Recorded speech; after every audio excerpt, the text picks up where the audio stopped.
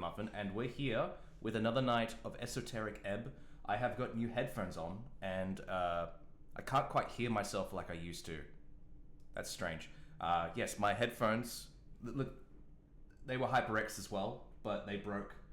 I'm now actually borrowing my son's headphones for tonight. I'm hoping to get my new headphones soon, but yeah, this is strange.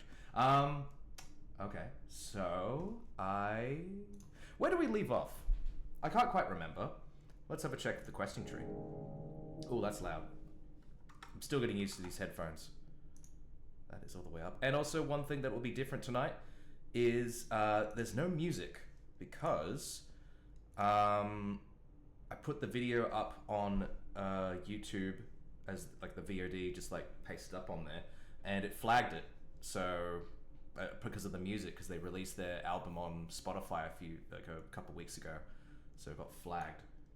So tonight it will just be, it'll just be that basically, just the sound. Hopefully it's still enjoyable. But yeah, so questing tree. Where are we at? I've completed that. Oh, I get to choose a feat. Oh, I think we've already gone through that. Cool. So one main thing that happened was Aether here is now my companion that will join me in the city below. So maybe we should do that. Because we still got to find a way to go to the city below. And yeah, go to the city below, try and find a spell that allow us to find the spell for astral projection. Otherwise, we're screwed. Let's go see... I was about to say Sketch. Snell. We're about to see Snell. Sketch is a character in my Draw Steel campaign, but a goblin as well, so... Alright, let's go see Sketch. Fuck, I did it again. Snell! Snell!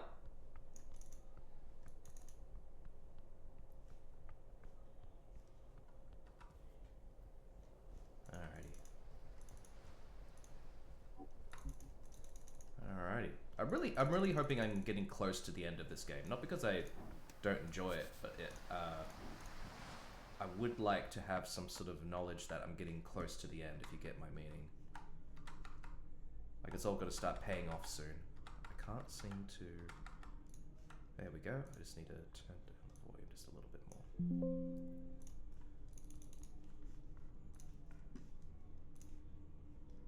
There we go. Where's Snell? Hello, Snell. Let's do it. Yeah, you ready to head out? I usually head out about this time, so... Yeah, I'm ready. Alright. Let's go to the city below. Because maybe she'll reveal something that will allow me to go forward. Oh, there's that assassin again. But is the tavern open? It is open, because I have a key. Maybe I should talk to the Sphinx then. I have my full spell slots. Move these out of the way. Mm-hmm.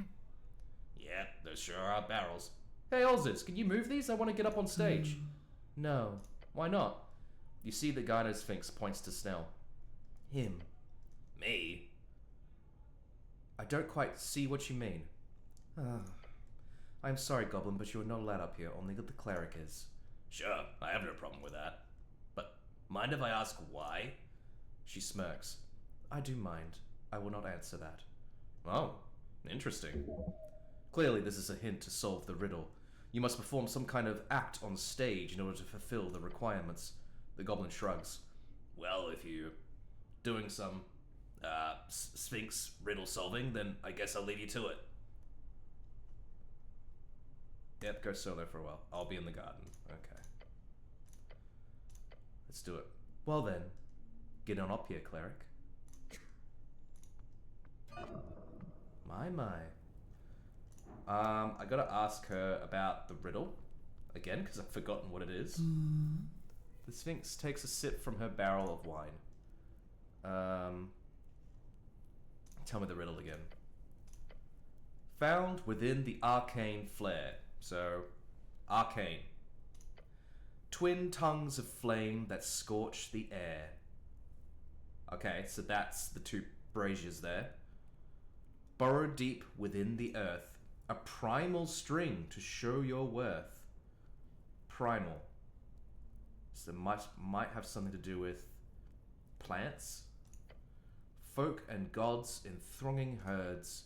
A man divine alone howls his words. Alright.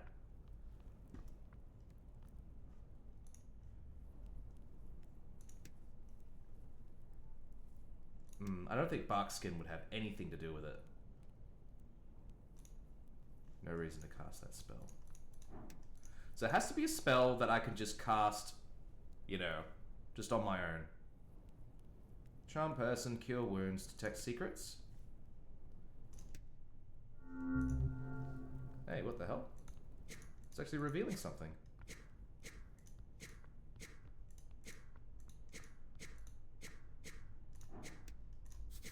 Something's underneath this rock.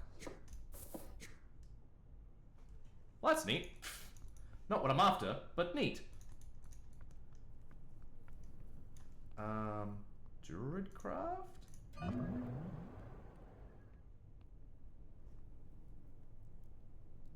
A primal string! Yes! Did it! Oh. Oh.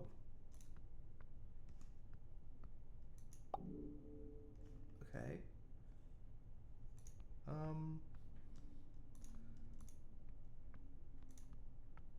The Beyond.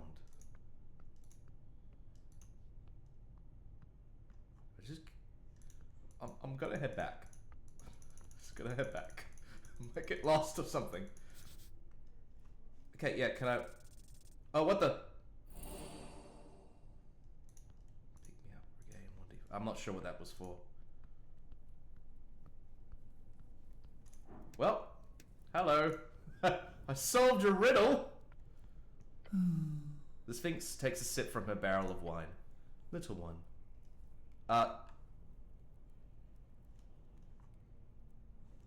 Well... I solved it. But now what? Should I just keep walking? This feels like I'm not doing the right thing if I just keep walking.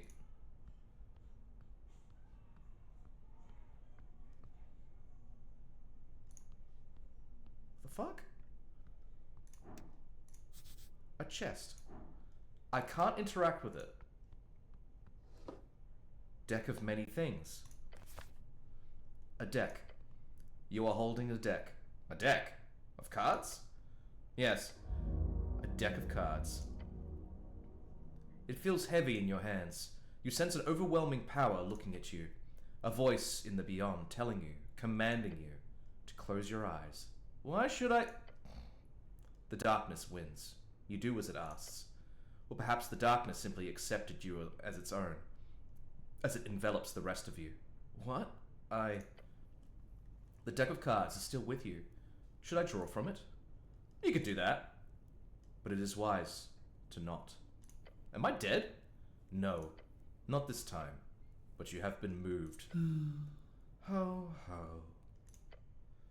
As you do, you find yourself on the floor of the tavern.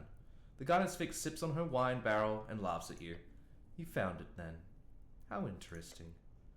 In front of you, on the ground, you see that fancy zinc container. The deck of many things is yours. Do with it as you please. Deck of many things. A legendary magic item. Many have been documented in various history books since the Gate War, but they are seldom spotted in the wild these days. Alrighty. I have the deck of many things now. Alright, let's examine. You take out the deck of many things.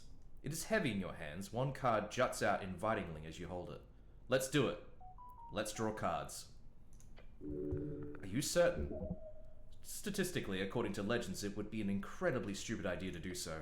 However, if you must, then to reiterate, If your first card is a negative, draw one more, then stop. That should maximize your chances of getting something decent out of it. Maybe not. I should leave this alone for a while. I'm going to talk to the Sphinx. I solved the riddle. The deck of many... Oh, no, here we go. I need help entering the Pillar of Jaw. Now, that was not a request I expected today. Might I ask why? It's got to do with the tea shop. I see. How mysterious. The Sphinx ponders your request while sipping on her wine. This is no small request, cleric. But since you have proven yourself worthy, perhaps a gate will be braved by this mortal, despite the error. She smiles. So you know how to enter the gate? Yes. She puts down her wine barrel. Each gate has an attunement. A fine attunement. A very specific series of strings. One way to sneak in through the cracks is to carry a key, one attuned to those strings. Bring me a gemstone, cleric, an emerald to be precise. I shall attune it to the pillar's gate, allowing you to pass through. An emerald? Yes, a green gemstone. I'm sure you'll know it when you find it. That stone in particular holds a special connection to this pillar, for reasons I am not aware of, but I can use it well. Where can I find one of those? Good question. They are quite expensive after all. But unless you've got the funds, I suppose I would suggest looking in the, what you might call, the city below. There are many treasures hidden there. And you'll turn it into a key? More or less, yes. That doesn't sound too complicated. I will go and find one of these gemstones. I wish you luck then, cleric. You saw one down in the crypt in Bondavol's Doom. Considering its madness, the Demi-Lich will either fight you for it or simply hand it over. Alright, so I need to speak to Bondavol. Okay, cool. I do like how they've recycled him back into the story. That's always good. Alright, well, to Bondavol. Oh, well, I gotta go see Snell first. So.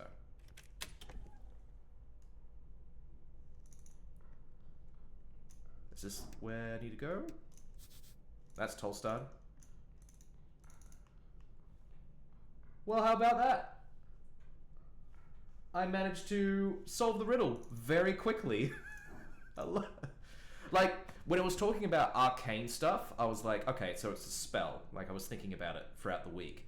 And then you saw that thing just then, the primal. And it reminded me of what the elf over here talked about, where druidism is like tugging on the primal strings. And I was like, that's it, druidcraft. Morning, cleric. The Goblin rubs his eyes. You ready to head out? Let's do it. Let's go to the city below.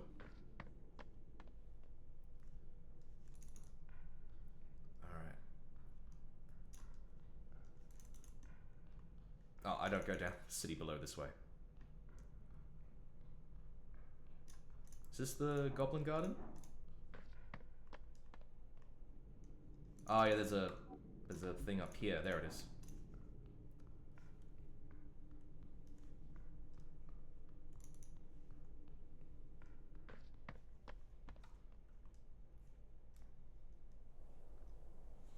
That's not it either. Fuck. Like, I play this game like once a week, and like it's just in that gap I just forget everything that I was doing. There is a way down, isn't there? It's this way. It's this way. Okay, cool. God damn it. Yeah, and then I take the stairs down. I really do want to draw from the deck of many things. I think I might wait on that. I thought the deck was going to be involved with me actually getting into the pillar, but that doesn't seem like it. And when I head into the city below, I should be catching up with Etir as well. Oh, there she is. The porcelain spectre hangs delicately in the air before the pillar. Her face is lit up by the dungeon glow. Cleric. Snell. Yo. The goblin shoots her a finger gun before retracting it quickly and taking a step back. He finds her horrifying. Hello, Ete. Her halo spins slightly off her head, its eyes gazing up and below. It changes. Miaster Gleben. It is in constant flux. Oh, yes, I've heard. Day by day, little by little. What remains constant is the tamed quarters, the halls people wander. The Coin Lord wishes this to be his apartments one day. He wishes to tame it all, this city below. Smart. It's prime real estate. It would be a lot of trouble. This place is way too esoteric. Yes. I patrol the halls at intervals. The tall-starred tunnels are well kept due to Lady Sageleaf. Damn straight. He looks proud. However, Tolstad is a strange case. The pillar acts as a beacon, a center for esoteric activity. She places a cold porcelain hand on the stone. Cleric, you know how far it goes. You've read about the city below. Recall it. Oh, nat 20! Didn't need it. I didn't really need it, though. It's like a DC of 8. The city below is a vast, untamed series of tunnels underneath the city of Norvik. That you know. This is what you do not know. It is an esoterically charged ley line conversion point. I suspected it was something like that. Some speculate it is due to the pillar, some due to the ancient snail folk who lived here. But in regions where people do not wander en masse, they quickly attract and form esoteric pockets. It is, for all intents and inclinations, as prone to esotericism as the lands close to the endless wastes far inland. Yet, for whatever reason, this effect stabilizes once people come around. It is not understood why. Well, I reckon if that was the case, it's because of the idea that, mortals kind of bring sense and, order to their natural environment. So I reckon that's why the esoteric pockets kind of stay still when mortals are around, is because we actually shape the chaos in our environments. But then once there's no mortals to perceive that area, it just goes all higgledy-piggledy. Cleric, hold on, I'm thinking. An angel glares at you with a dozen eyes. What was the question again? Right, the depth of the pillar. The Pillar of Jaw is an esoteric relic, its secrets still not unraveled. The 8 or 4 pillars presented around the coast each go far down through the gravity flip, piercing the undersea coast. Cleric. Simply tell her how it goes, through the earth, and exists on the other side of the coast, in Kargamesh. It goes to Kargamesh. She is silent for a beat. Yes, that is correct. See? Oh, I got an update for my quest. The Pillar of Jaw goes into the earth by the undercoast path. That is the deepest you may travel before entering the gravity flip. I have explored it in pieces, but it is a dangerous place. I have already dealt with the troll, if that's what you mean. I found that guy in yellow too, but you're free to join in and check out if you want. Her eyes spin faster. I will do so. Her red cape flutters as the angel begins to float over the abyss. We will meet below. The angel begins to descend into the far, far below. Eto will join your party in the undercoast path, but only if you do not go down there solo. But only if you do not go down there solo. I think I've told you this before, but she freaks me out. She's not so bad. Let's hope so. The goblin gives a skeptical glance down below. You will find her below the below. Look down into the darkness and see nothing. So does that mean I can't go down there with Snell? I'm not quite certain. I'm just going to try it anyway. I will go to the undercoast path. Because then if she's there, then that means then I've done the right thing and she'll accompany me. But if she's not there, that means then I do need to be alone. Yeah, I'm confused. But where is she?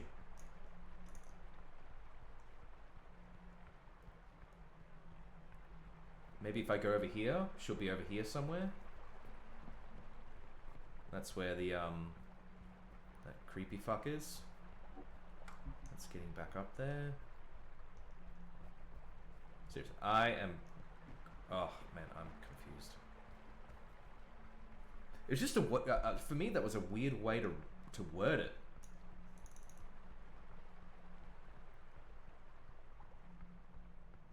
Okay. She's definitely not down here.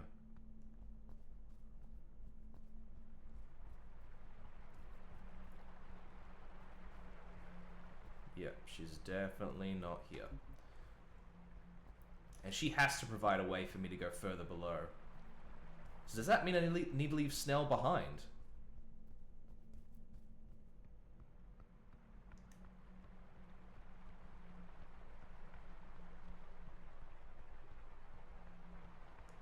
Yeah, seriously. I'm gonna Google it. Can Atia accompany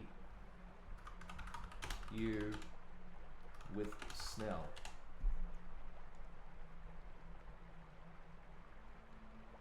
Yeah. Yeah, I thought so. Then why isn't she with me? Am I in the wrong area? This is the Undercoast Path, right? She said she'd meet me there.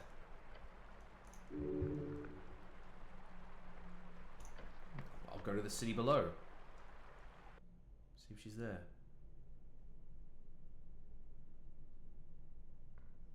Nope, she's not there either.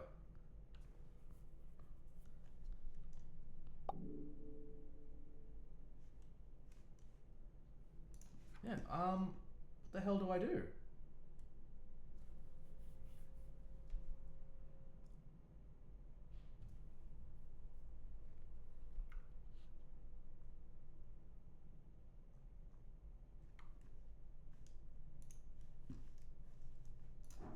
Not quite sure what's happening.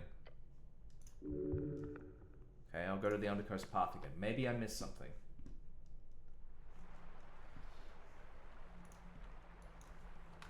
Where is Aita? Undercoast Path.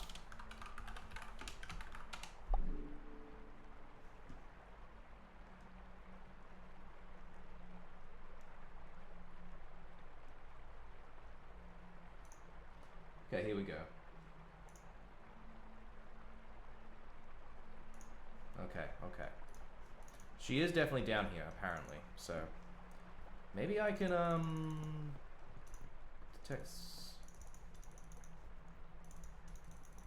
detect secrets?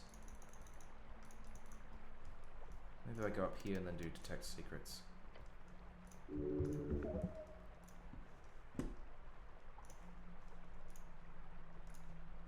Okay. Climb again. Yep, get me up there. Detect secrets? No reason to cast it, eh? Alright, cool. Nope, nothing.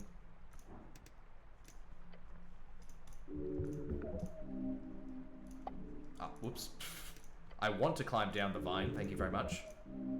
Climb again. Yep, let me through. Alright, let's go. Is that... No. Man. Where is Aita? She's supposed to be down here. Oh, hello. Is there anything here? Huh? Yeah, just step away from the ledge. It has to be important though, that bit. Why would I have that thing selected? Alright. Oh. Hey, here we go. Oh, it's just a piece of rock. Oh, hello. Preapt of health. And old paper. Let's have a look at that. 2 to Constitution, avoids death once per rest. Pretty cool. And then... not quite my thing. Okay.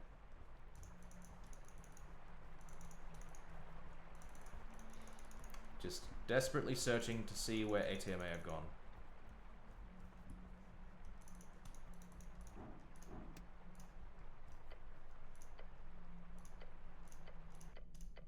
Yep. Alright, here I am.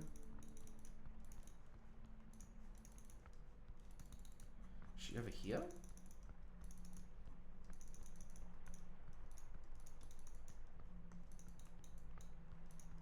Nope, she's not over there.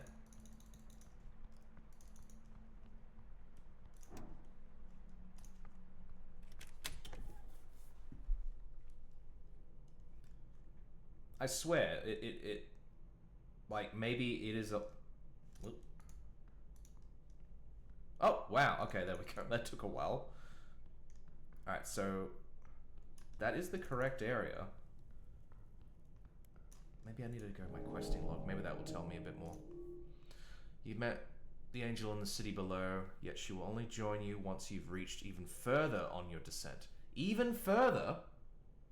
What do you mean even further? So only in the Undercoast path. But I'm in the Undercoast path. I swear, like, it must be that like you can't have Snell around. I guess I'll try without Snell.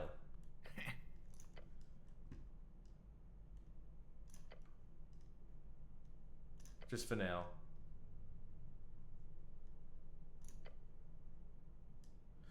Yeah.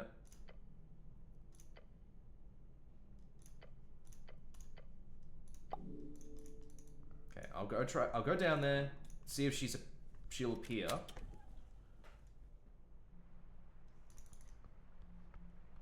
And, you know, if I was wrong, then I just teleport back up and, you know, there we go.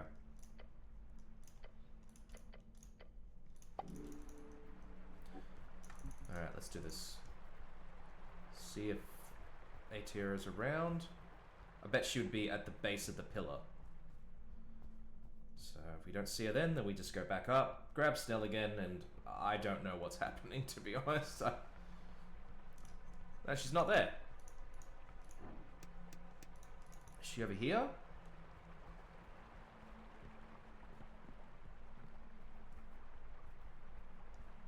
Nope. Hang on, where's my weapon? Oh, it's the wand. Yeah.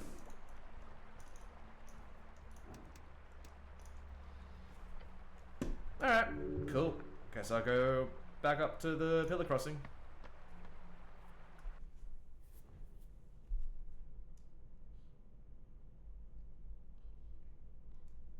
Yeah, gotta go get Snell again. Alright, let's go. Let's go get Snell. Don't talk to that guy, he doesn't like you. I think the Goblin Garden is this way. Yeah, Goblin Garden. Hello! Come on, Snell. I was wrong. Yeah, let's go. Go down this way.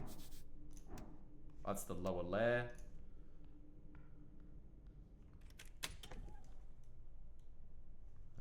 Back down here again.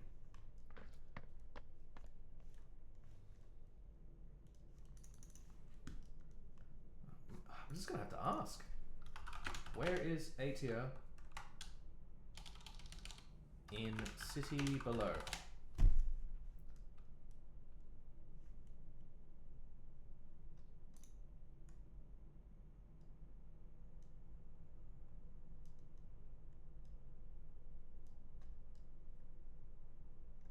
No. Doesn't tell me. I am legitimately a bit stuck. Let's go back to the Undercoast path and see if it triggers it or something.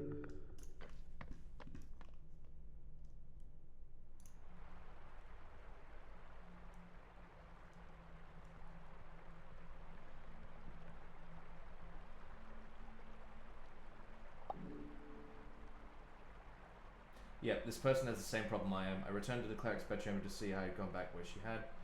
Explain. How am I going to complete it? So I have to go even deeper than the Undercoast path here to do something. It has to do something with this.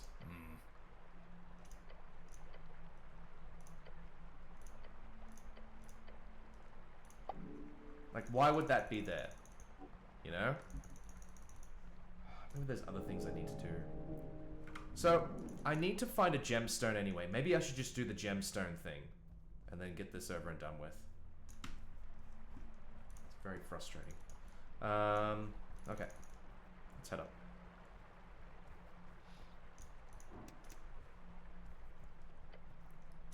Yeah, let's head up. Yeah, go talk to Bondevol, I think the name is. Get the emerald from their head. But legitimately, where are they? I've completely forgotten. I think that they're in the southern part, like the lower part of this place. So let's go around.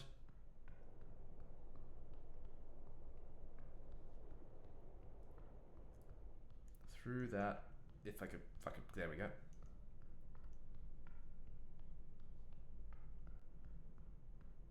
That's where that puzzle is. Through here. Through here. I think he's further to the south, if I remember correctly. Oh, it's been a while. Oh, what? Hey, there's people here. Mr. Cleric. Okay. Hey, she's here. Okay. I was wrong. It is not here. Okay, let's move further up. And that's where the snail people are. It's through here. Oh, this way? Here we go. I think I'm onto something. Or is this just the crypt? No. It's like... Here we go. Yep, this is it. Hello there. No, that's not good. Bondevol, a demi-lich. An insane demi-lich, his mind having shattered many decades ago. However, his behavior, along with the simple fact that he simply exists down here in a relatively stable condition, suggests his madness is neither not entirely set in, or that he is being shepherded. Shepherded? There we go. Perhaps by the Pale Man? The skull floats in front of you with a permanent smirk and wide jeweled eyes. Cleric! So loud. Yeah, that. Can I have that emerald? For what? I'm gonna... Ooh, maybe if he likes the mystery, he might give in to me. But he does like arcane stuff, so maybe there's that. I'm gonna ask the local sphinx to turn it into a key and allow me to enter the beyond through the Pillar of Jewel. That sounds absolutely crazy. You'll die by following such a road. Great. Here, he grabs the emerald with his teeth, making it a clicking sound, and then tosses it in your direction. Go wild. You genuinely feel an appreciation towards this insanely stupid skull. You are unsure if this guy was ever actually smart, or if this was just his mind slipping in his undeath fugue state. Either way, a win for you. Now, to return to the Sphinx. Well, that was incredibly easy. I thought it was going to be a bit more to that. Alright, let's head back up to the Sphinx. Damn it, I really wish I knew more about why Etia wasn't appearing anywhere. Maybe there is like another place beneath the undersea coast.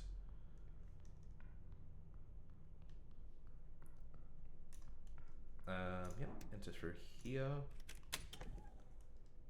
Take a shortcut, then we go through here. It is very strange playing this game without the music, I'll be honest. But it sucks that it got flagged. So, because I put all these streams directly onto my YouTube channel, so YouTube didn't like it. It wasn't like I forgot about that. It wasn't like I got in trouble or anything, but I definitely don't want to risk it. Wait wait a minute. Is this it here? Central toll start. There we go. There we go. That's what I wanted. And then we go up here to the Drunken Sphinx.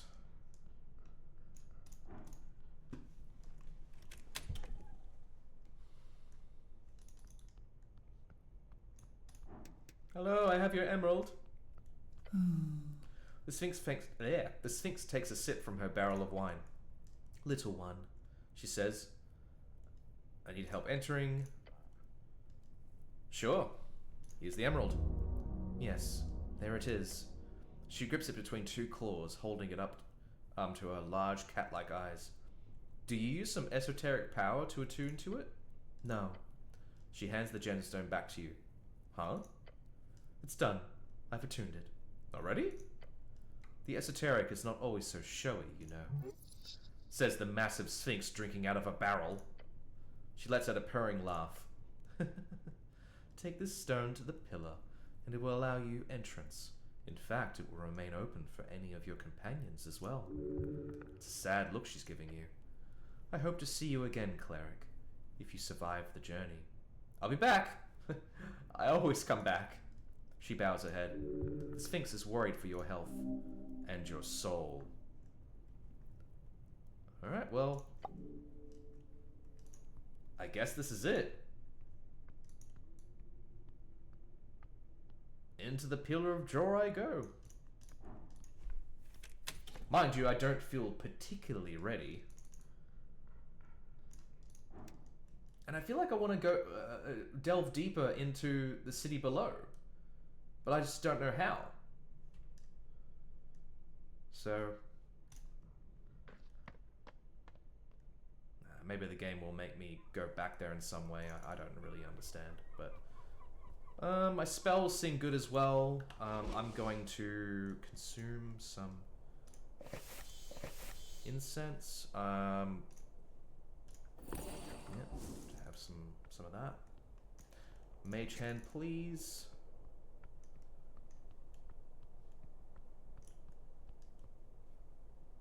Gonna save. Definitely going to save. Alright. Engage. The Pillar of Jaw towers over you, towers before you. He is speaking to you. Touch the pillar. Begin the process of entering the Pillar of Jaw.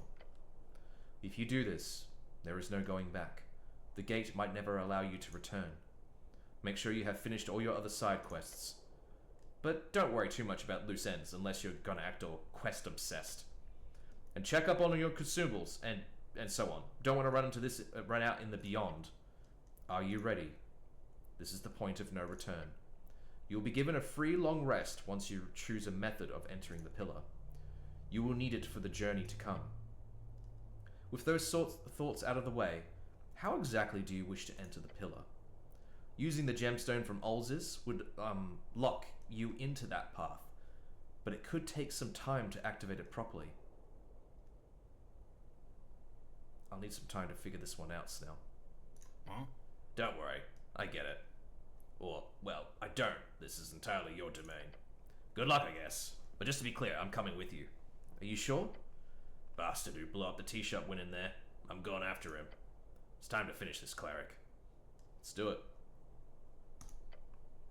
As you take out the gemstone, you feel it tingling in your hand. Ulz's was very much correct. The emerald is now attuned to the pillar. It throbs excitedly as you bring it closer. Come on, seriously? In an instant you watch it begin to fade. Look at the gem. Within seconds, the stone is almost translucent in your hand. Then gone, as if turned to thin air. In your mind, a voice whispers to you in an alluring tone. It will take some time, cleric. Just wait a moment. The gate shall open to you soon. Snell, there's a sphinx in my head. I can hear it too, cleric. This is a pre-recorded message. I cannot respond to you. I placed it within the attunement strings. Nifty, right? Anyway, this should be enough. I think it's limited to 50 words, which is... The voice goes silent. Probably meant to end with that more than enough. Practical magic. The goblin laughs. Was that 50 words? You have time. Use it to rest. Last chance. Sure wanna come with me, Snell? He says nothing for a while. The goblin just looks up at the pillar. Yeah. I don't know. It might seem crazy, but from everything else I've seen so far, if I just leave this be, if we don't pursue this guy, something terrible will happen. I can't be alone in thinking that. You're not. Figured. We can do this. I'm ready. How about you, Meek? You ready to head into the beyond? Sorry, where? The beyond. Meek has clearly not been paying attention to current events. Is it danger for Meek? Potentially. That is scary, but okay. Meek will guide Cleric past any trap. There is trapping beyond, right? Potentially. Great. Meek will help. Gods, I need to sit down. This seems really dangerous, even for me. Yes, it might be your end. However, it is not more important to make sure this does not happen again. You must go. There is no doubt. A man does his duty, no matter the cost. It is a foolish thing to throw oneself into the abyss. Yet in this particular case, it appears to be the only option you are left with, if you wish to continue this journey. Let's just hope this weird burning fellow you're hunting is a reasonable one, eh? Maybe you'll just have a nice chat, nice talk. Wouldn't that be nice? Alright, so I get a long free rest. A free long rest. And then we go. You close your eyes. You feel the pillar rising up above the clouds beneath the earth, piercing the veil of something beyond. You are ready. Snell takes a deep breath. Use the gemstone to focus on yourself. You're doing this alone? Oh, no. No, I'm taking Snell. No way. Holding out the emerald, it does not appear magical. It does not glow, nor show any type of esoteric tingle, until you bring it close to the surface of the pillar.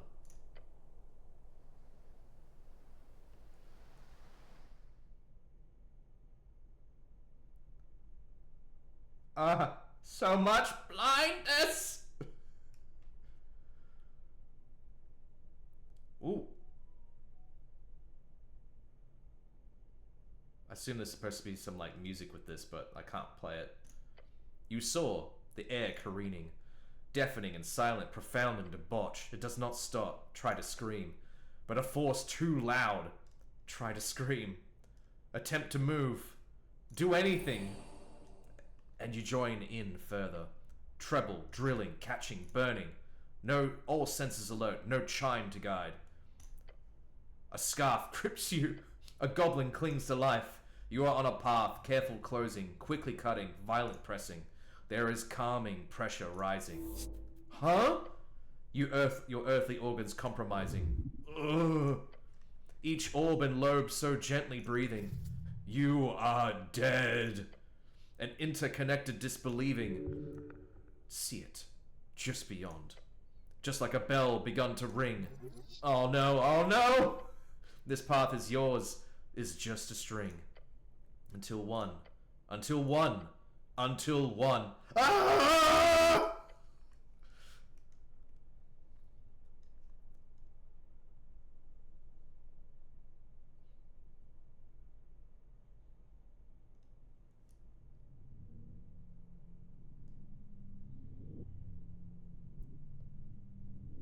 Whoa.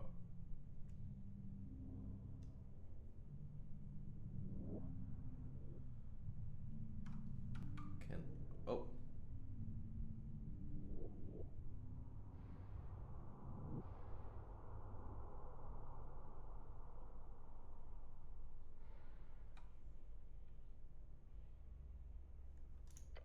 Endless. There is nothing. Water? No. It is an esoteric substance. You are whole, but shaken.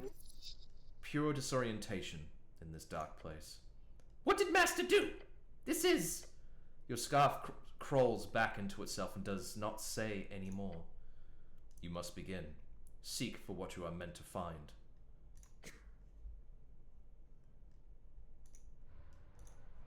Oh, where's Snell?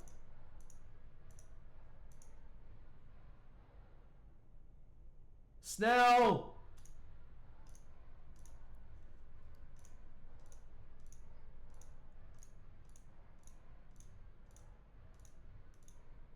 Aether!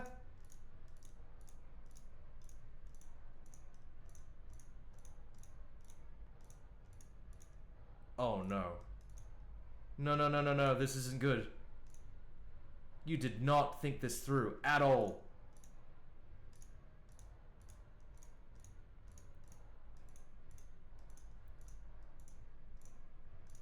Yeah, this sure isn't looking too good, but maybe you can negotiate with whatever's out there?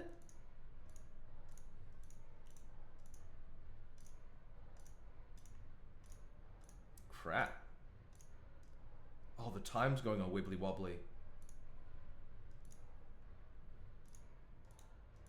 Oh, hey, hey, hey, hey, what the hell? The beyond stares back into you. You feel everything and nothing. Hey, there's stuff on. Hey, hey, hey, hey, hey, cool, cool, cool. We have something. Calculate, process, find the pattern. You know the beyond defies logic. It is purest esotericus. You alone can conquer it. Alright, so this looks like a road. This is not a moment to contemplate. This is when you act. Okay, so we have more of this stuff happening. Oh, hey, hey, hey, hey, hey! Fuck, that was them. No. Not again. Oh, I can't click. Oh, what? You must keep... You just keep failing, don't you? Oh, what the fuck? Did I... something bad? No.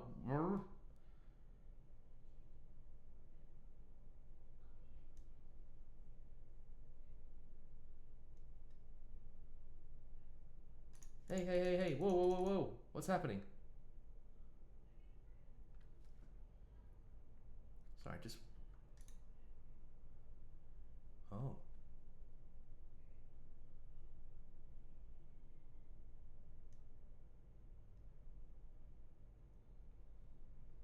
Blinded by the strange lights above, your eyes adjust. You peer onwards. In the darkness, you see a pillar of light. Something beckons you forth.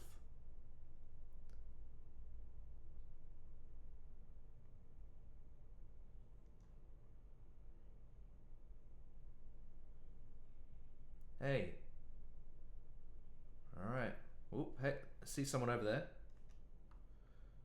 So one thing I want to do is I do want to turn up the music.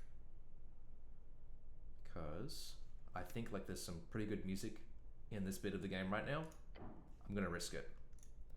All is not lost. Hey, it's a dude. I don't need to change my spells here. I don't think I do. I'm going to talk to this guy. The cobbler. That's pretty good. Human, earthfolk, the cobbler. Level 20 cleric. A cobbler. There's a sadness in his voice, the type born from years of watching your children go astray. You do not believe what he is showing you, yet you do not even wish to entertain the thought of dismissing the image of his kind smile. Oh. Oh, hello. The old man works on the counter, tiny hammer in one hand, a boot in the other. Am I dreaming? He considers your question with a quick glance. It'd be strange. It'd be a bit strange dream in that case. Then he keeps working, still focused on settling a strap from his boot. You're a shoe repairer? The old man lets out a short laugh. Let me ask you something. Do you believe yourself to be naturally funny, or is there effort involved? Pure talent, nothing else. I'm a shoe repairer, yes, a cobbler. What are you doing here? Work, mainly. Dancing around the subject. He is at peace. Is it fun? Honestly, yes. I enjoy it quite a lot. As long as there are feet on the ground, there are shoes for tending. That's what my father always said. Maybe you can get some actual info if you play along. Make some small talk. Were you close with your father? The old man looks at you, adjusting his glasses. That is a difficult question, but a good one. He grabs a tang to rip some leather off the sole. I think the best thing I could tell you is another saying of my dear old father. We're nothing but the worst parts of our parents, with a splash of random ego. With a smirk, the old man then leans in and says, he's read too many books. What are you working on? A Legionnaire's boot. Not the enchanted kind. That wouldn't fall apart this easily. He needs a sole replacement, new studs and hobnails. You know much about boots? I wear them. Earthguard standards. Of course. What else? He points his hammer at you and says, you know, those... They wanted to send you out in the nailbacks originally. Nailbacks! Can you imagine? Blisters, blisters, blisters. A boot enjoyer, this one. The old man shakes his head and clicks his tongue. Thank Till for soft striders. Interesting. The old man speaks of an old god. Yes, from before the journey west. When our people's homeland in Old Dimenor was destroyed by the Arcanists, we left the old gods behind. Only a Viking would invoke them. Oh, so Vikings are a thing. Okay. Who are you voting for in the election? He keeps working and doesn't answer your question for quite a while. Then he mutters out, there is no perfect choice, is there? If you want a good outcome for the working class, vote for the Asgalists. Yes, the less fortunate form the backbone of society, after all. Bound together, people can move mountains, after all. Where do you come from? Not from money, nor greatness of any kind. If I had to extract some source, one point of origin for myself, that would just be a small, unfortunate village on the coast. He grabs some fresh nails from a bucket underneath the bench. I was born to do this, he says, and hammers one of them into the bottom of the boot. Good, fair, decent service. Who are you? Knut, son of Tok. That is my name. A good name. He keeps working on the boot. It's time to inquire. Why are you in the Beyond, Knut? Oh, I died. I've been here for years. You're dead? Everything here is not so material, you included if you stay too long. He holds up the boot, looking at the bottom, with one eye closed. It's a tunnel. A right-going way heading straight outside. I've been left behind for a bit longer, though. Just a bit longer. You're stuck here? I like to see it as an unpaid vacation. The old man places down his boot and hammer, gently, as if placing his own child upon the bench. Ragan, cleric. He is not evil, nor are his hands clean. I cannot speak with him myself, sadly, so I ask of you, please, please, handle it with heart and grace. He is here, the one you are looking for. He's here? By the stairs, yes. Go to him, before it's too late. The old man points to his left. His furrowed brow speaks of decades of heavy, heavy responsibility. You have 1,000 questions for this shade of a man, but your mind, it just won't allow you, which is very ominous. You know you cannot ask this man more, for he cannot tell you anymore. Go and face the one you have been searching for all this time. Thank you. He pointed to the left.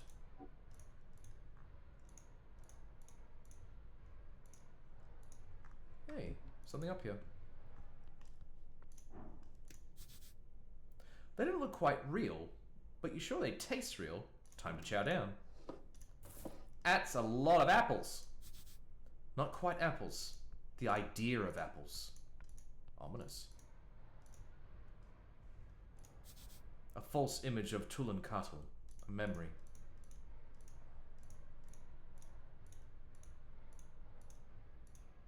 No, that's the edge. You said to the left, though. Is that a bottle?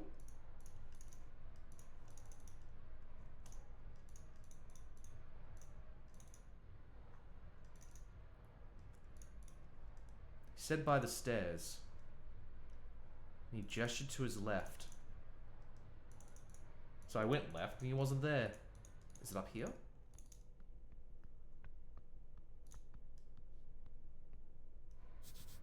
You see him in the dark. The last son.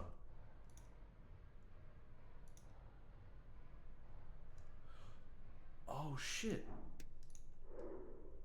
Lord Gorm.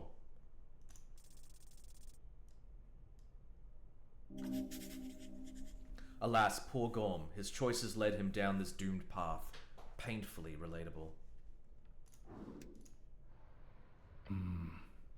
Greetings, brother. Wait, are you? He bows before you. My name is Gorm Skaldaman, loyal servant of Earth.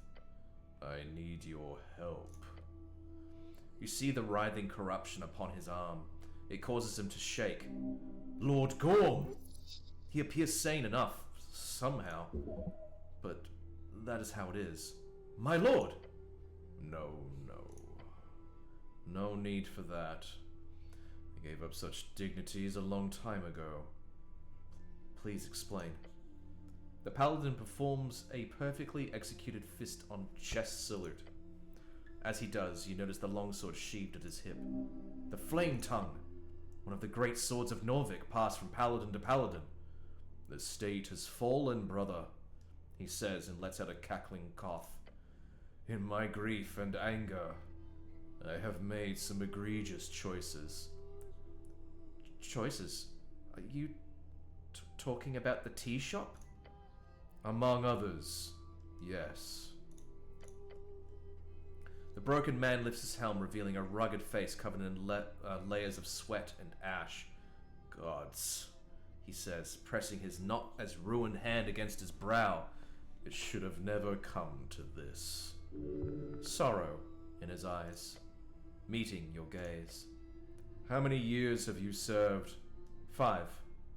At the towers. Then you know well the particulars of Earthguard politics. Kasem was struck by a feeble mind spell over 3 years ago. Wait, what? He is hidden away in his palace manor for all this time. The Lord Patriarch? Yes. The city is now a headless chicken run by a cabal of magistrates. On a cursed evening 3 years ago, the leader of Norvik was as good as assassinated. They decided to keep it a secret. Their reasoning was simple. It was for the security of the city. Without Earth, we have no protocol on the transfer of power. None revealed to the public, at least. Have you seen Lord Akasem? I have. I was one of the few to be granted an audience about a year ago. Our Lord Patriarch is lost in his own mind. No restorative magic takes. None we are able to muster, at least. Shodan! You've joined at such a big time. We found him. The Burning Man and Lord Gorm. Strap yourself in. And also, if you're wearing socks, they might be blown off. So hold on to them too. Hold on, are you sure the Lord Patriarch isn't just, like, old? That's what most people think. That reasoning is why no one questioned his absence. However, Akasem was a shrewd man, and a hale one at that. Well, you know, get a new pair on, I guess. I guess, like, if your socks are blown off, you could just get a new pair. I mean, if you have some nearby. He would eventually be taken by age, of course, but not like this. This was sudden and total in eclipsing his mind. Foul magic at work. Who knows about this? Few. The magistrates, some of the patriarchs, all of them sworn party officials, including me. Despite my lower status as a paladin, it's a tightly guarded secret. They are sworn? How terrible. Why are you a paladin and not a patriarch yourself? I am not well suited to such labors.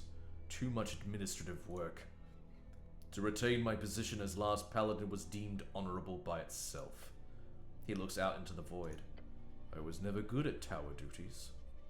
Teaching youngsters and such. One of my comrades once told me about a student who tried to cast a power word spell within the last few weeks in the towers. His eyes melted out of his skull. Could you imagine being responsible for such a thing? You got him talking about the past. Good. Sense of normalcy. That time your eyeballs melted. Sounds awful. Indeed. Why did they keep it a secret? They said it was considered dangerous for him to falter after serving for so long. Better to hold up a puppet until the election. Or that is what they decided. It was not in that particular smoky room. Who cast the spell? Enemies of the state. They broke into his manor at night, and they got away. See, that is an interesting plot for, like, a D&D game. Like, instead of, like, assassinate, they feeble-mind the king, and then watch the state or the kingdom dissolve from within. Oh, love it. The magistrates pointed to cultists. I went looking. I wasn't able to find any proof of such activities. Why are you telling me this? Why are you here, brother? I believe those two questions have the same answer. What do you mean about the transfer of power not being revealed? It was kept hidden. He left a will. Of course he left a will. He left a will? Yes, he did. Earth's legacy. His instructions. The magistrates and the Lord Patriarch provided with guidelines for the eventual death of Arkasem. How did you see these guidelines? I found them in Arkasem's chamber when I was allowed to visit him. It was as if the old man was guiding me to them, even in his feebled state. Or someone else was. Tell me, now. He grabs his corrupted arm to stop twitching, then speaks in a regal tone. Upon the death, or at least at the behest of the Lordship Arkasem, a provisional government will be declared. He closes his eyes, reciting the words as if they were scratched on the back of his eyelids. This government shall have 2 years to oversee an electoral process, and at the end of which, a permanent government chosen by the people shall be enacted. This provisional government shall be headed by 2 individuals, with shared power and responsibility to provide full suffrage to all citizens of Norvik. The first individual shall be elected by all active clerical patriarchs within 7 days. The second individual shall be elected by all active guild union leaders within 7 days. He opens his eyes. 1 cleric. 1 Asgalist. Earth's legacy. If either of the provisional electoral processes fail, the individual will be chosen via random lottery at the end of those 7 days. The instructions included more details, of course, but this is what Earth wanted from us, brother. This is what Arkasem wanted. He was going to step down, retire, to enact this final will of our glorious God. Oh, shit. This is why they feeble-minded him. They could not let Earth's will pass. They could not let go of power.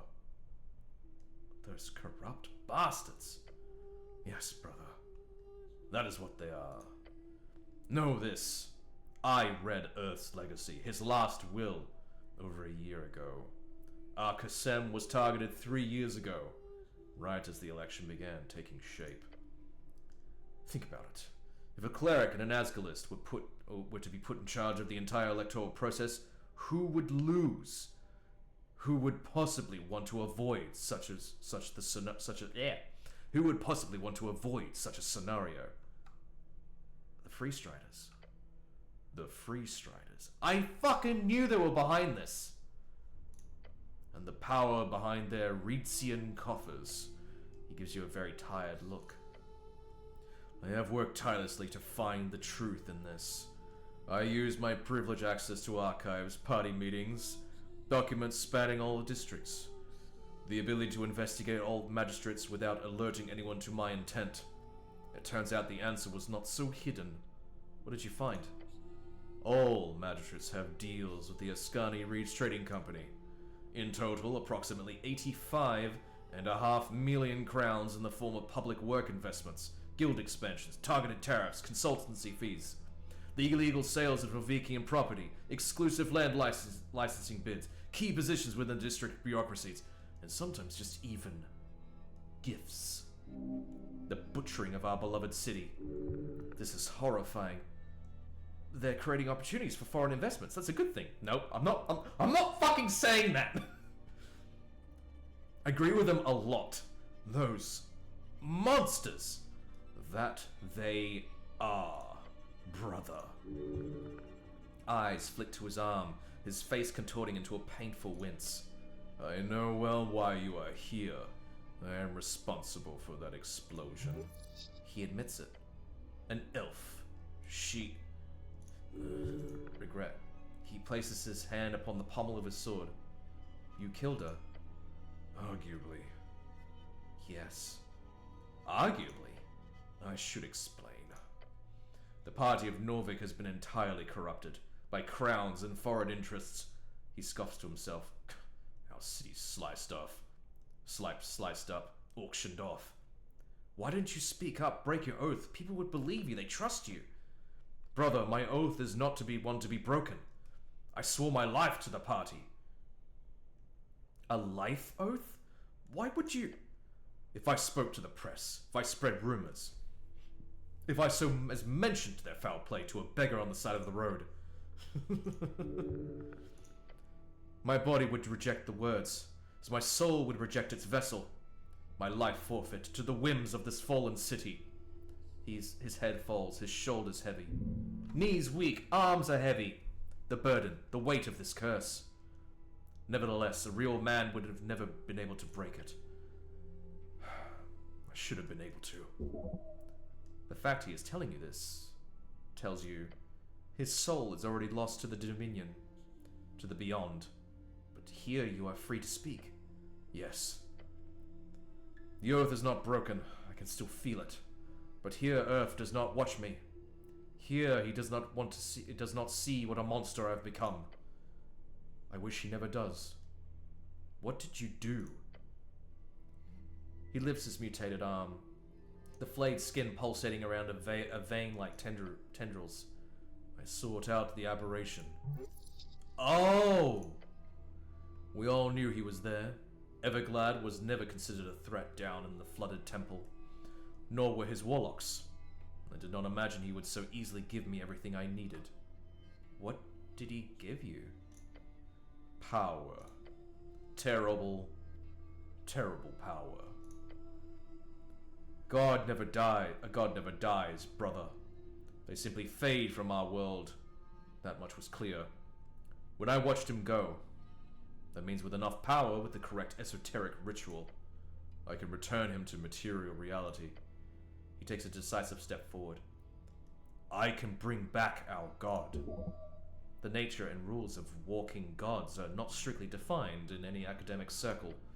Beware of anything this corrupted paladin tells you. You want to resurrect Earth? His face grows dark. I can bring him back. You can smell the hubris. There's nothing but pain in this statement. Whether he speaks truth or no, it does not matter anymore. He is on the path till the end. 1,400 pounds of silver, branches of 5 trees, grown from the soil of his birth, diamonds carrying a worth of 100,000 crowns as per last material break. And the paladin bites down on his words. It's all ready. I have it all. An overwhelming value, even for a high-tier resurrection. For a god? This could very well be a reasonable material cost. What makes you so certain it would even work? A vision, brother. I know this is far-fetched, but here in this beyond, there are no limits to spellcasting. The rules are different, wilder. There is an esoteric freedom.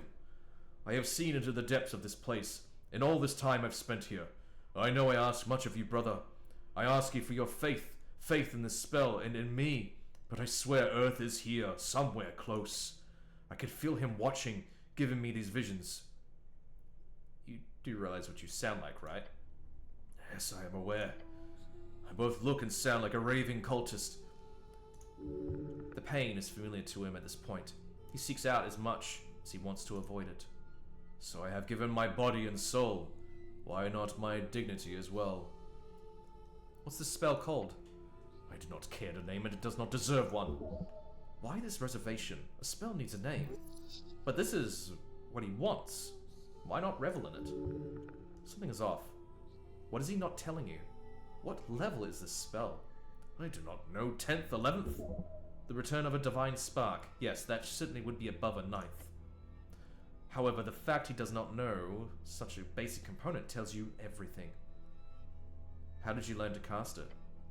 Everglade's esoteric connection with the beyond allowed me to make contact with a number of otherworldly beings. They helped me mold a custom epic tier spell for the sole purpose of resurrecting one specific god. While my appearance has been tainted by the far realm influence, this spell is no foul magic, nor is it in any way influenced by Everglade. This is divine magic at its most powerful. How did you get all the spell components? The branches I secured myself by visiting the Cursed Lands, the diamonds and silver secured via Ilum. The elves paid for your spell? Oh, this just keeps getting better and better. They did. In full. What did they wish in return? The same thing they always wish for. Our eradication. The Ilum wishes to stop Freestriders from getting a foothold in Ascan. They believe the Earthfolk to be weak without them. Easy prey. They are wrong. But I played into their assumptions. To them, I was a rogue paladin wanting revenge on my people. One who needed funding to establish a network of dissidents. After a few favors, they gladly provided me with silver, diamonds, along with an agent to plant the necklace of fireballs. Wait, you... I signed the paper to get it through customs without inspection. Then it landed in the hands of an elf. Pinjar Athena. Their warden of outreach told me she was a traitor. He raises his eyebrows, caught by what you say. A warden. Whatever you told you may discard. Never trust an elf. But I should trust you? Trust yourself. Trust others to do as they do. The elf did exactly as her masters ordered. She took the necklace from the shipment on Water Lane. Then she made sure the box was stored in the space underneath the temple. Wait, under the temple? There is an old tunnel there, used as a stash by the tea shop owner. Pinjar Athena made sure the crate with the hidden necklace was stored inside. It was supposed to stay there until the election. Oh shit. At which point, you would remove it. So it wouldn't explode, right? The paladin twitches as his hand appears to tense up. You were tricking the elves, right? Everglade whispered in my ear that morning. He told me the elf had set up a meeting with the Freestrider agent, and I intervened. I entered that tea shop from Pillar Crossing, past the tunnel. I found her sitting in one of those booths. She had the necklace of fireballs in her grasp. You must have really fucked up that encounter. More than I would never understand. The elf was planning on selling it to make an escape for herself. I don't blame her. But I could not let her take it. The thought, the possibility did not cross my mind. I cast Charm Person on her, though I had forgotten how the elves ignore such effects. All paladins are the same. They never think before they act. She reacted violently, threatening to blow us both up. In the last, her mind raced to possibilities of escape, of solutions. She found none. Again, I do not blame her for this. Before I had a chance to, before I figured out what to say, I saw it in her eyes. His gaze, no longer focused on the void behind you, now pierces your eyes behind the helm. She had already made up her mind. I cast Misty Step, reaching the ground of the room before it hit the ground. She was incinerated instantly. Me, I made it out only with seared flesh. He closed his eyes. She did not suffer, for what little it's worth. She suffered. She suffered every indignity a person can at the behest of this man. No, she did. Blue flames, a heat and blast so wild consciousness has drained from the shock itself. She did not feel the fire, but she felt everything before. She blew everything else up just to get you. In vain. What a waste of life. But why? Why did you need the necklace so much? What were you planning? The paladin looks to you with dead eyes. There is a fourth component to the spell. One final sacrifice. What is the final component, Lord Gore? He does not meet your gaze as he says this. The true souls of 27 of his own believers. What? One soul for each year since his fading, forcibly taken into the beyond. Oh dear gods. They will be channeled here, to this exact corridor upon death, at which point the spell will be cast and Earth will return to the rest of his people. He closes his eyes and mutters a few words to himself. A prayer. Disgusting. Thus I am forsaken. A worthy sacrifice for such a mighty spell. Are you insane? Not yet. 27 innocent people. 26. I would be the final sacrifice. You think that makes it okay? No. None of this is okay. And that will resurrect Earth. I believe it will. Belief is a fickle thing, when wielded by jaded men. I need your help, brother. Without the necklace of fireballs, it would be a grim task to collect the souls. He holds out a clenched fist, mutated flesh in a grotesque ball. Will you assist me in resurrecting our god? As interesting as seeing an epic tier spell in action would be, do not follow this madman. You have cast so many spells from a position of naive intrigue, where the forces break your very flesh apart, with nothing to show for it. A spell of this value and power, how do you imagine it would end? Exactly as its caster intended? Do not follow this fool into his demise. You are watching a tragedy unfold beneath these stars. This poor man has been driven to the brink of the abyss. He is staring into it. A chronic lack of agency, a zealot on the edge of desperation. These whispers he hears, they cannot be his voice. They are anything but. Please speak to this man. Make him remember the path taught by Earth, your good god. It's impressive, really. You have this crazed maniac of a paladin ready to perform mass murder, but listen to him. He's so assured in his own righteousness, so prevalently up his own ass. The very road to the deepest hell will become flooded by his massive tears, once he offs himself, of course. Until then, he's your problem. Choose your next words carefully. There's no one here to save you, and if you make a shitty choice, you'll have to live with the consequences for the rest of your life. No pressure. You want to go home. Take your time. Alright, yeah, try to understand him. We're at 20! I didn't need it again! It was such a low DC! He is alone. Tired, weary from decades of fighting for his faded master. He has watched for 27 years how everything they built has fallen apart. Where's my water bottle?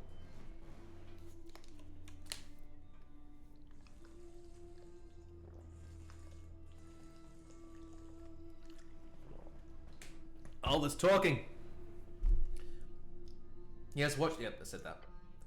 The paladin wants to save his people by casting himself as the villain, by destroying innocent lives despite the pain it causes him. Is this what it means to be truly good? To go against everything natural and decent? To help unfold future generations? I accept his view as valid? I cannot understand him. No. Perhaps not. If empathy is off the table, then sympathy will take its place, despite all the horrors involved. Ooh.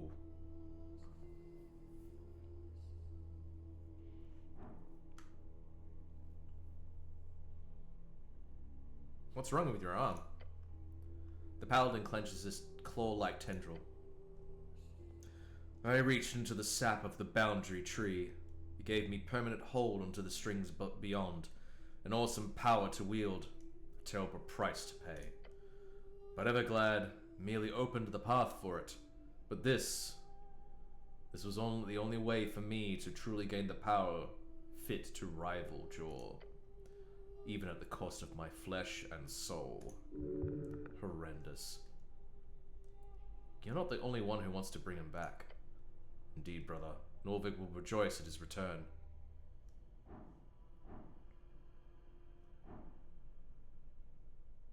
Oh, what's this? I can charm person him.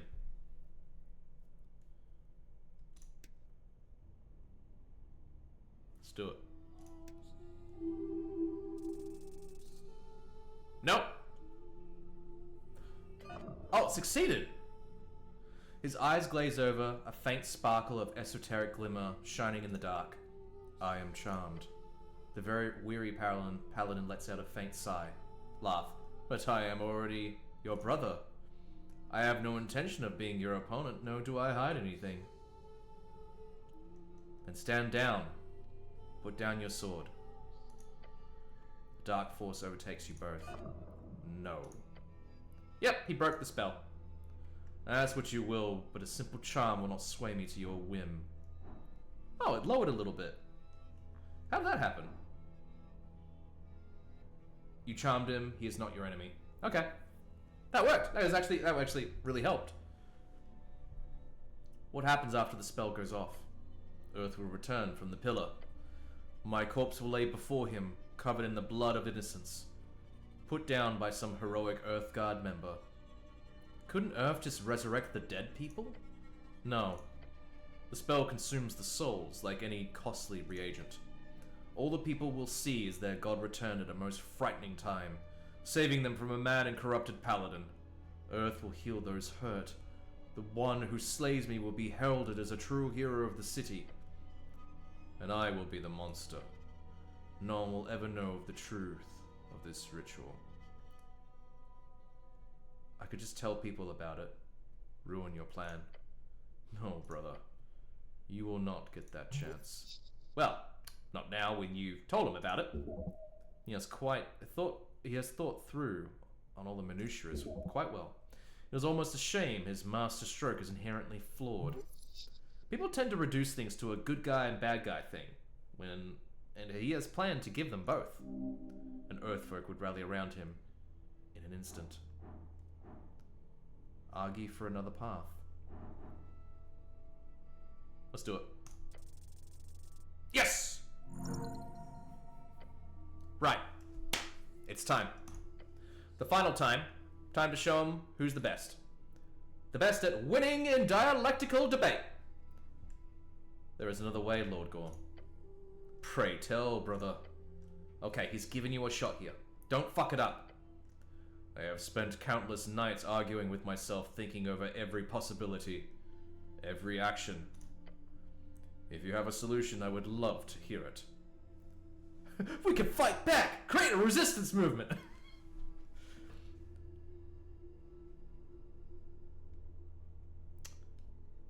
Alright, what do we got here? There's multiple things we can do.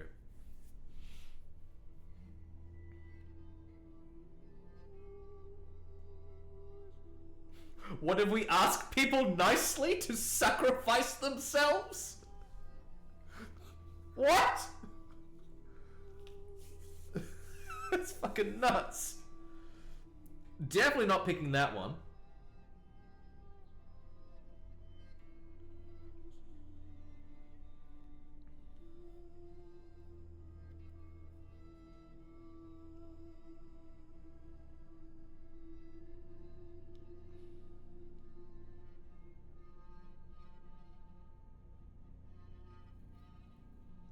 Okay, here we go. I've already done that. What? I used the considerable funds from the Ilum to fund various resistance movements around Norvik, true nationalists who stand by Earth against these corrupted officials. They will be crushed in time, considered a coup, but that would have been a disaster. We never had the might or the access, and given their proclivities towards deception, they are prepared and paranoid. Now that I know the truth about the magistrate's coup. I could help you spread it. We could still enact Earth's will. Yes, that would have been a solution. And I hate myself for not thinking of it sooner, when it was plausible. But now my reputation is in ruin. The election is now, and power will change hands. Yet even if we had time, fighting the Freestriders on their terms is foolhardy at best. No, it is as much of a suicide as this spell is, with no result. What if we find a cure for the Lord Patriarch? A cure to feeble mind? If you did that, you could be our new God King. What about if we... Nope, I'm not saying that. No, it's not working. True. Whelp. What do you mean, whelp? Whelp, as in, what can you do? There is always one thing you can do. No? What's that? The paladin watches you, silence sweeping over the eternal pools around you. Tell him. Nah, won't work. You're not alone, Lord Gorm. His eyes widen slightly. His attention is yours. There are thousands of us devoted to Earth, believers that would do anything for him. The paladin nods along with your words. But Earth is not a man. He is an ideal, a dream to strive towards. He freezes. I'm not so sure I agree. Perhaps not to you, but if we lose you, Lord Gorm, then we lose the last man at the top who fights for us. I am not what you think I am, brother. I do not have the power to sway the forces of the world. He lowers his head in defeat. You must push. He acts like he is already defeated, already in the ground. He must fight. Careful now, don't lose your head.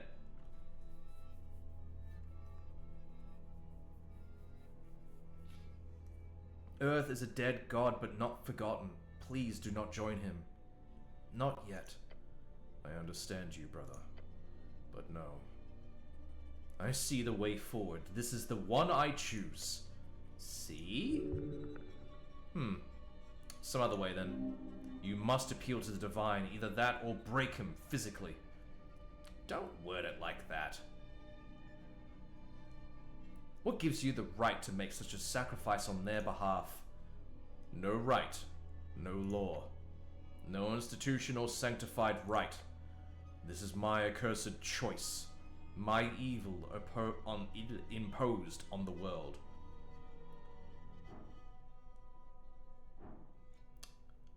Wow, I have advantage. And it's, DC 14. And I have +4. Let's do it.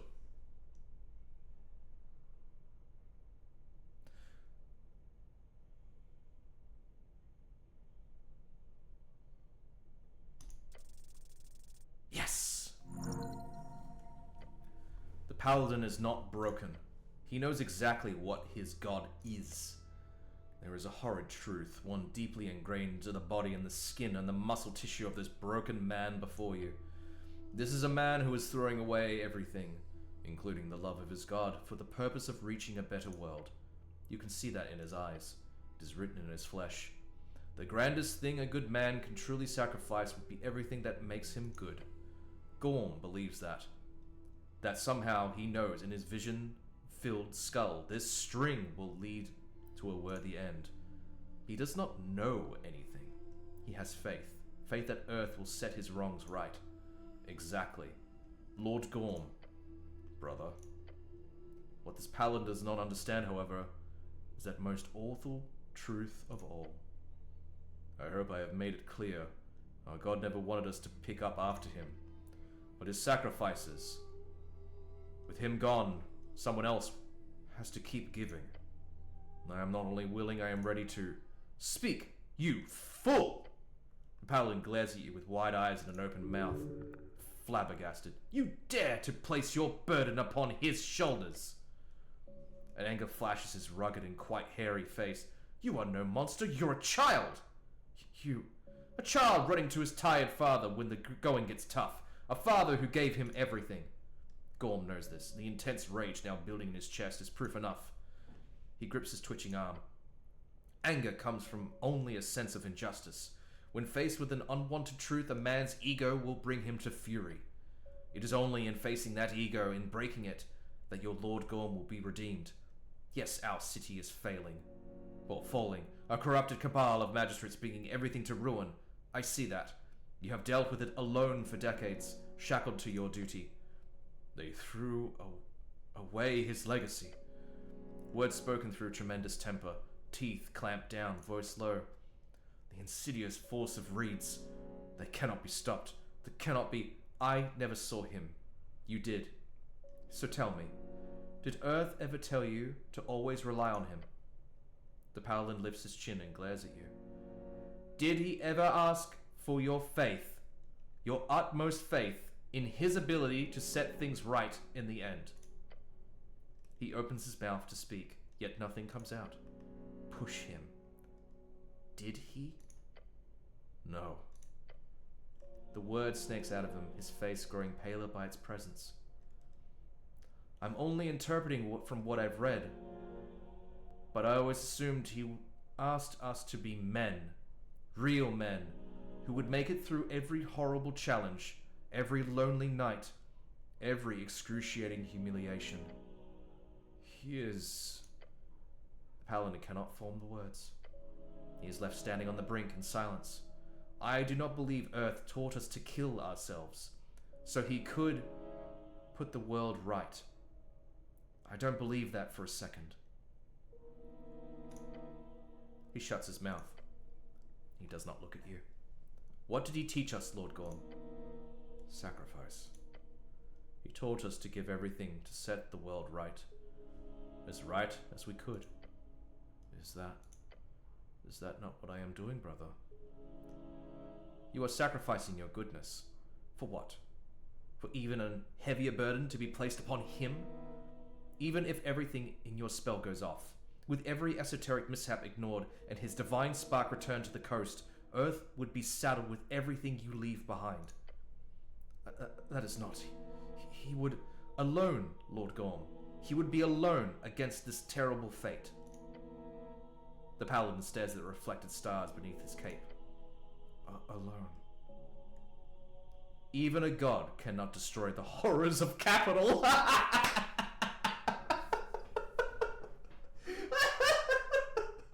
Oh man, that's a good point though. Like, this guy, Lord Gorm, realized the insidiousness of capital reaching into his beloved city and was like, I have to stop this. And it's driven him to the point where he has made a pact with a dark, aberrant being from another world to go into the immaterial world of the beyond to create a spell that would resurrect a dead god so that merchants don't take over his city. Like, and it's saying here, like, oh, not even like a god can stop that.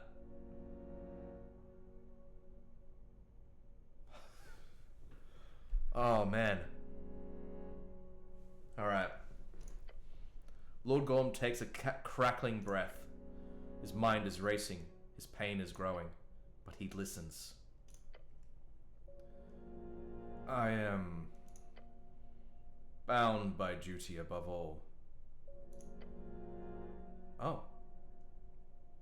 The last flash you see of his tears upon his dirty cheeks. I have never known a life beyond this helm. My lord often spoke of probability. He saw them through his divine visions, and he could never tell me of my chances in this life. He could never tell with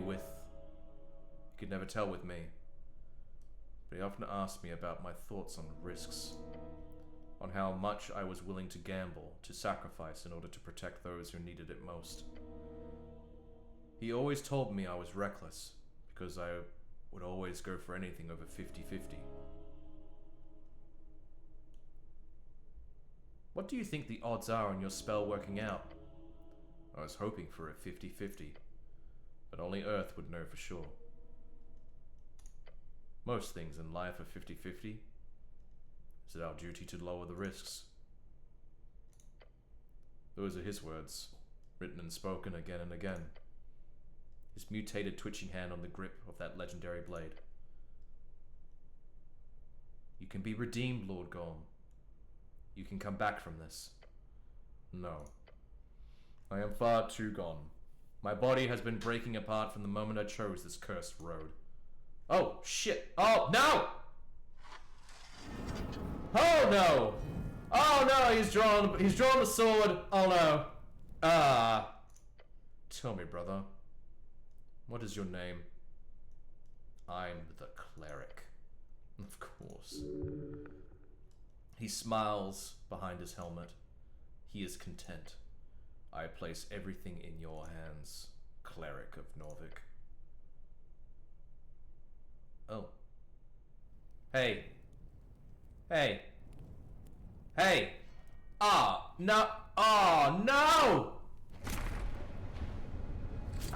Oh, shit.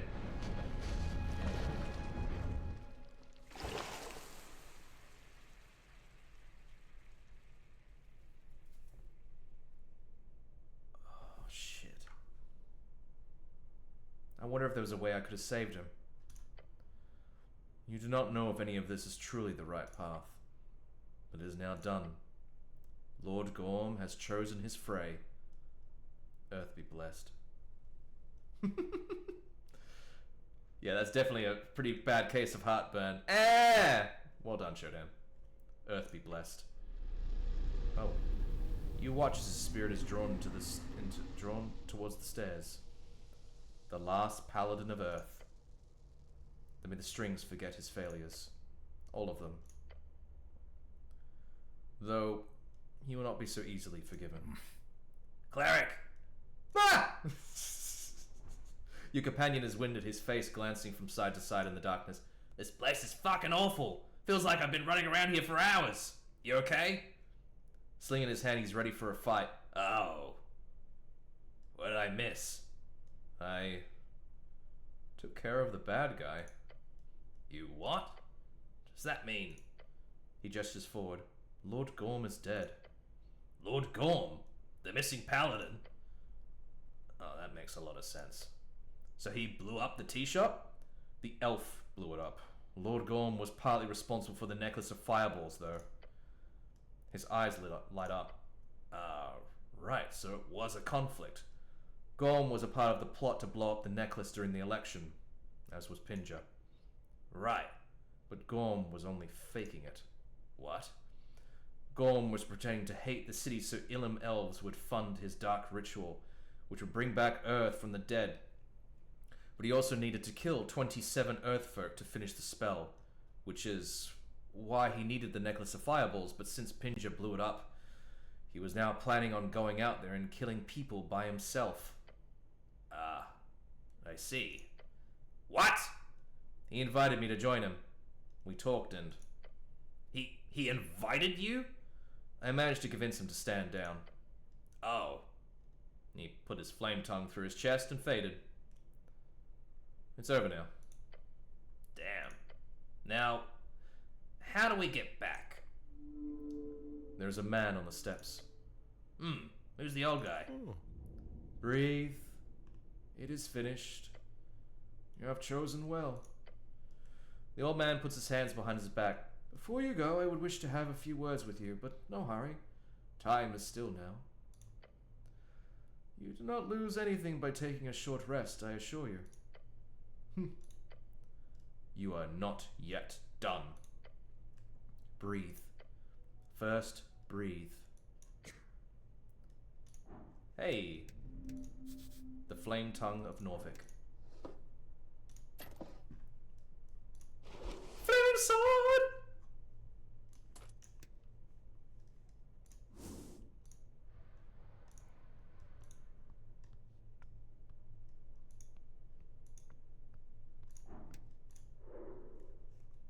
I've already done that. Guess I'll talk with him. The timid man greets you with a lowered head. Oh, hello. Hey. Fuego. Comes in fuego flavor. He meets your gaze. This road has been terrible. All due to my negligence. eyes filled with regret and confidence both. It is not his fault. He did his best. Huh? Why is he talking like he's the one who... Who are you really, Kunut? Huh? You know this guy? He wiped some dust off his apron. I ran into him before. He's a cobbler. Ah, right. A cobbler. I'm sure there's lots of shoe emergencies out here. He shakes his head. I'm afraid there is no good way to put this. But I shall make it clear for you, I swear on it. Well, you better explain it quickly. Not sure why any of us should stay in this spooky hellscape any longer than we have to. You are very correct, Snail, he says with a smile. This place is bad for a man. Brings him to face both his heart and even fouler things. I am Knut, son of Tok. That is all I am here. I was born in Davik. It would be Davik, I think. Amidst the early days of the First Coast War. Its chaos brought death upon my kinsmen. Due to fate or some other cause, I was granted audience with a higher power. An audience which left me with a channel of strings.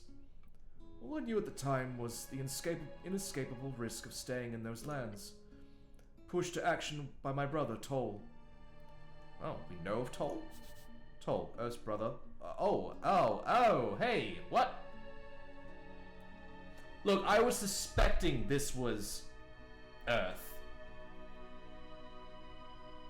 But I didn't think they would go for it.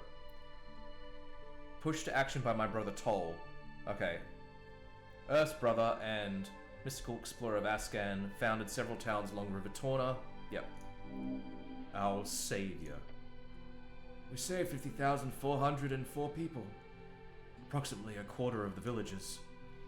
As we left in search of a new land, those people began to look at me and my newfound divine strength for more than guidance. They gave me a name for my old world sagas, one steeped in bygone mythology.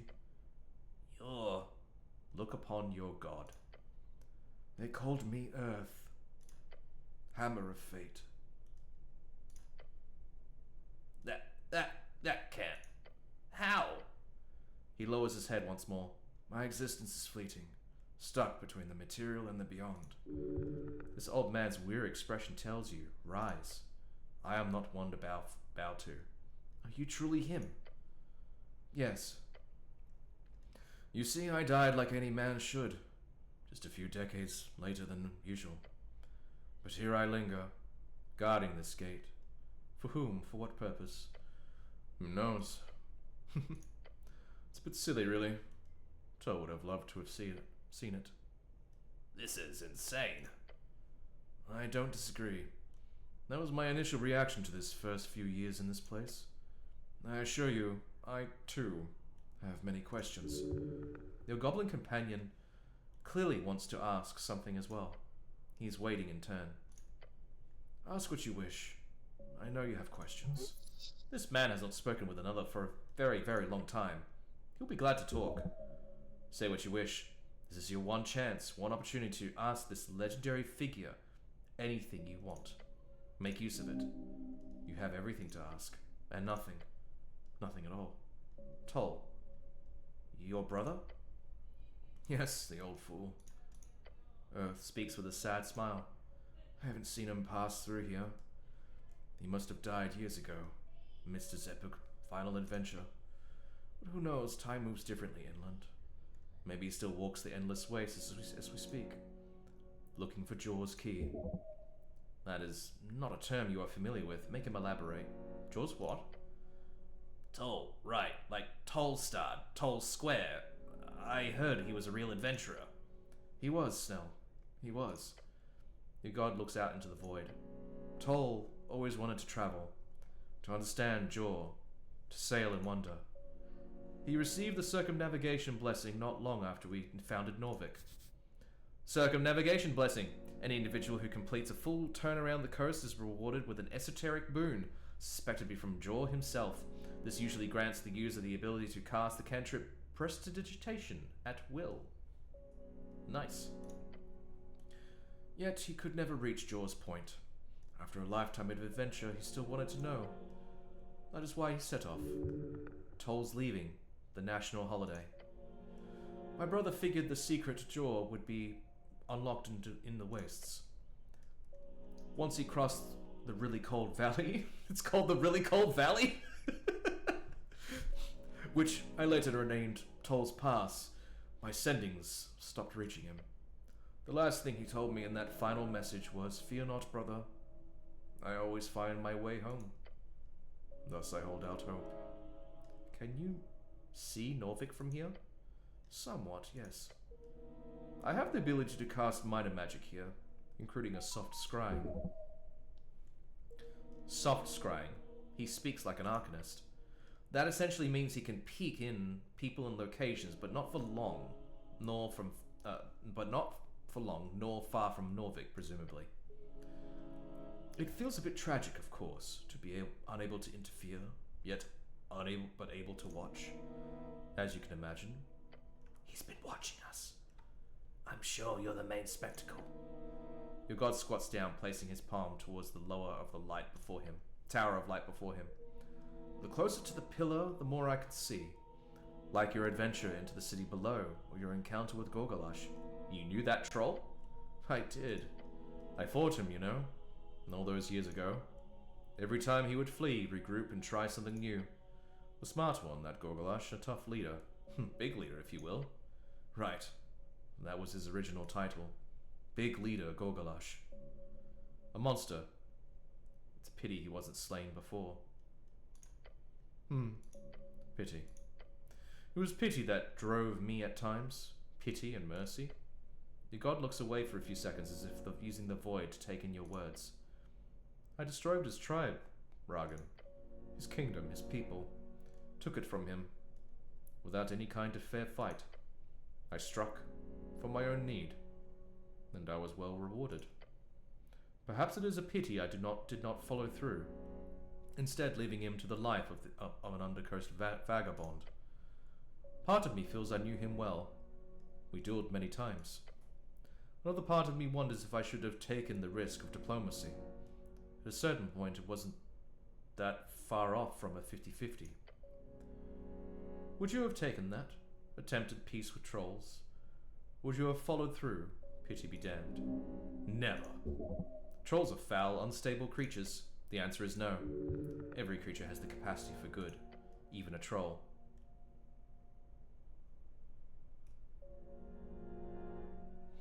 I would take that risk.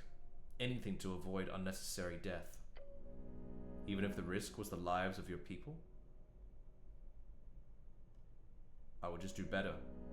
Increase the odds. That's the spirit. I do not believe in a clear answer. Not anymore. But I chose my path. He looks at Snell, who still looks stunned at watching you interact with your actual god. I actually have so many questions. You see Snell shift his shirt around. I have a few questions of my own. You go first. We have time. Shoot. Ask him. Ask him about every possible conflicted force in the known universe. About nationalism and fascism. Is nationalism fascism? No. I do not believe it is. A clear answer. Why? Fascism and nationalism are overlapping ideologies. One is the fairly new idea of a United Nations state, whether by culture or folk type, or anything else. The other is... Fascism is... It's an aesthetic? It does feel rather abstract, doesn't it? I was often called a fascist, as you are, as times, for good reason. But when I read those books from Reeds, I was never particularly identified with it. They seemed to hate liberal ideas, while I was always quite fond of egalitarian pursuits. In my dictatorship, I took many cues from Asgal himself. Hells, Gaz Rubrin was my brother. He taught me wisdoms beyond my years. Then there's the fetishization of violence. This is a man who justified multiple genocides by saying they were for the greater good. That isn't fetishizing violence? He acts as though by wringing your hands enough, they will be no longer covered in blood. It makes me think of an angry young man, left powerless, someone neglected by his village. Obviously, he would lash out. Fascism seemed to be, to me, as nothing but a response to that powerlessness, especially one grown in the wake of the First Coast War. If anything, it taught me not to take it lightly. To make sure each new generation of men in Norvik were given exactly what they needed. Discipline, challenge, and a god who does not conflate strength with violence. Truth. Was I given that? Just like you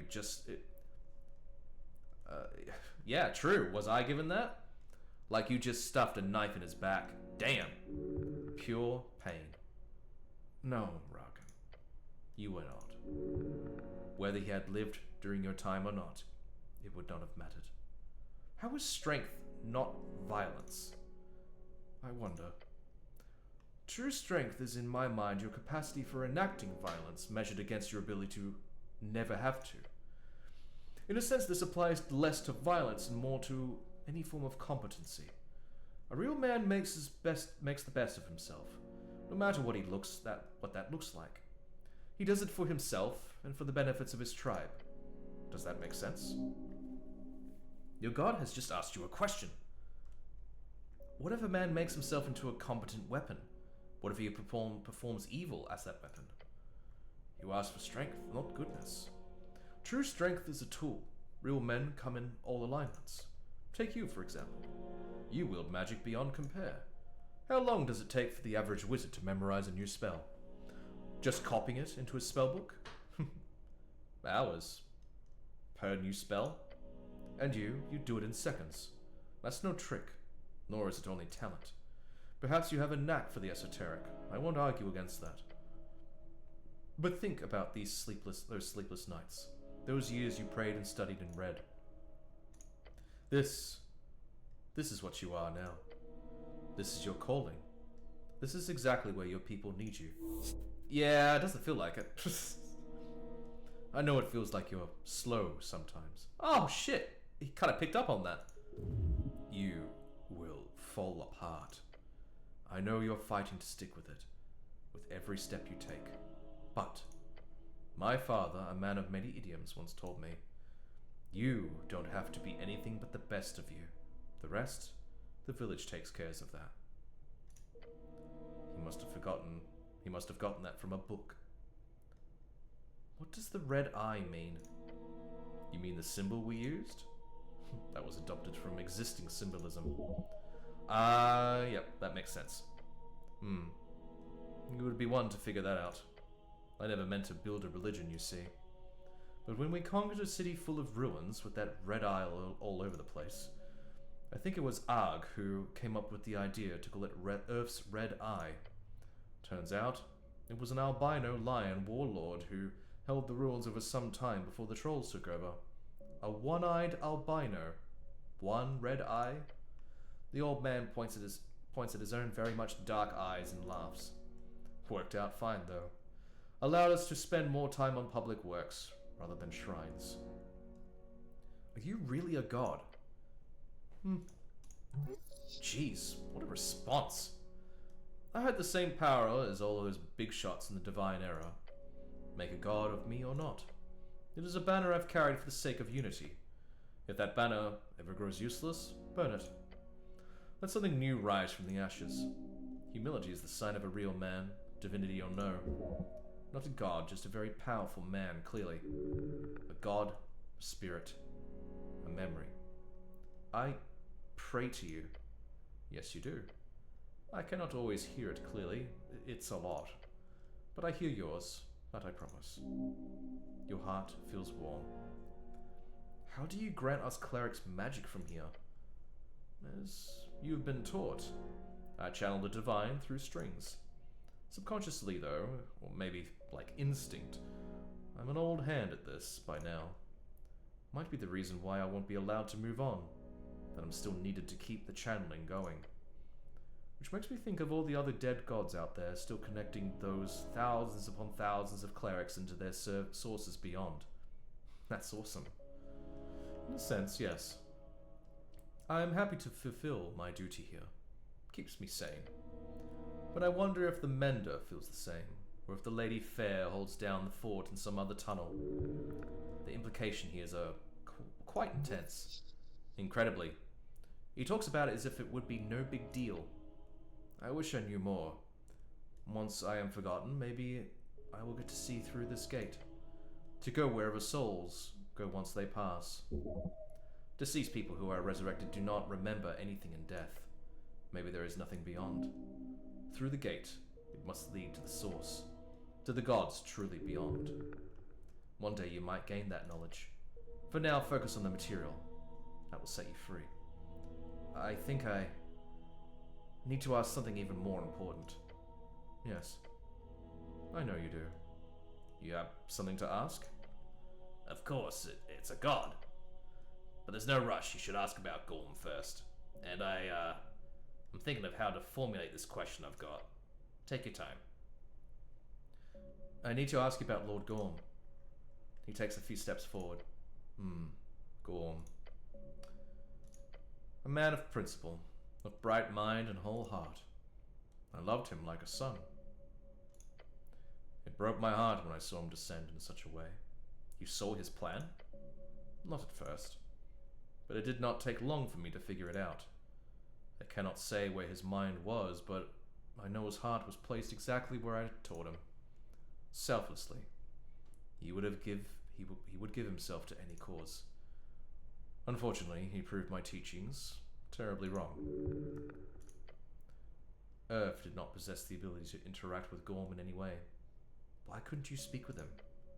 He could not see or hear me. I could not stop his channeled magic to my clerics and my paladins, no matter what. I cannot even destroy myself. For whatever reason, my soul is here, muffled. I could not communicate with him or anyone else on the material plane. He's telling the truth. His truth. This guy has a legacy to uphold. Careful what you trust. He's your god. Of course you can trust him. He was going to kill 27 people. Yes, he was.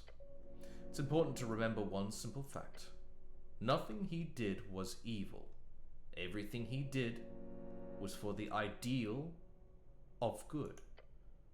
Just like I taught him.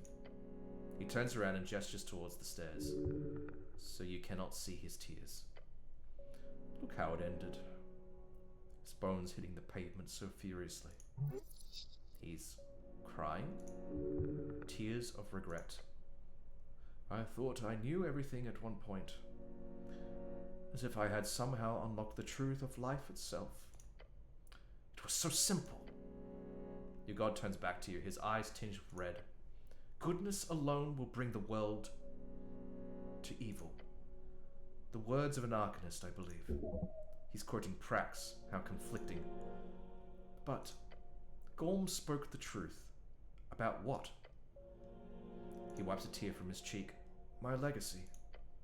Norvik is under siege. There is a conspiracy of freestriders. The magistrates are bought, the Asgals are undermined. The Golden Horde seeks to occupy the clan lands within a decade or two. The Mender's cabal funnels riches to rebels in our lands. And my will, the plan I created to keep the peace and to transition to a democratic government, was suppressed. It's easy to believe, considering what's going on in the city. Many folk do not think in that way. Many see it as just the coming of a new era. This was all a calculated risk on my part. What do you mean? I knew this would happen, Ragan. Or rather, I saw the odds in the strings. It was high, he says with a clenched fist. Something like 4 and 5. The problem? The odds changed while I was dying. That does not happen very often. An esoteric event, most likely. Suddenly I saw the new probable outcome. This web of conspiracy. The old man shakes his head and looks very, very tired. The magistrates hiding my succession acted as the initial spark. The rest is your history. What kind of esoteric event? I do not know. It might not matter. Perhaps it was a divine intervention. Perhaps some remnant spirit or prophecy. Something changed the odds of my choice. Sadly, I'm not the one dealing with the consequences. Why didn't you push for democracy earlier? The odds were against me. Forcing democracy at any earlier point had been a very low success rate. Most outcomes would simply end up in oligarchy. Free striderism was growing in the East, and it would have sunk its claws into Norvik. The counterbalance to organized money is organized people. I was hoping to set you all on the right path. The populace was not yet ready, despite my effort at decentralizing and pushing for pseudo-democratic guilds. The best chance was for democracy after my death, as my final will. Until it wasn't. Did they actually target the Lord Patriarch? Yes. A Terumian wizard was equipped with the Arcanist spell scroll. Terumian, a term for a non-divine inhabitant of Divinatorum. A very expensive endeavor, poor Askasem. He did not deserve such a fate. Arkasem, Lord Patriarch of Norvik, the supposed face of the Nationalist Party, but due to his withdrawn behavior, most campaigning is done by the magistrates. So, go on. I could not see who or why the magistrates keep whatever they plan under tight supervision. They all stuff lead into their walls. Their homes are impenetrable for me or any other scryer. Gorm's perspective is, however, most likely correct. They targeted Arkasem to maintain their hold on power, to avoid the transference demanded by my will. He had, just prior to the attack, been very adamant about enacting it properly. Would it have worked, Lord Gorm's spell? I don't know. I do not believe he knew either. How do you see the risks so clearly? I did not share that secret often during my days. Lord Gorm was one of the few I confided in with my struggle. The struggle?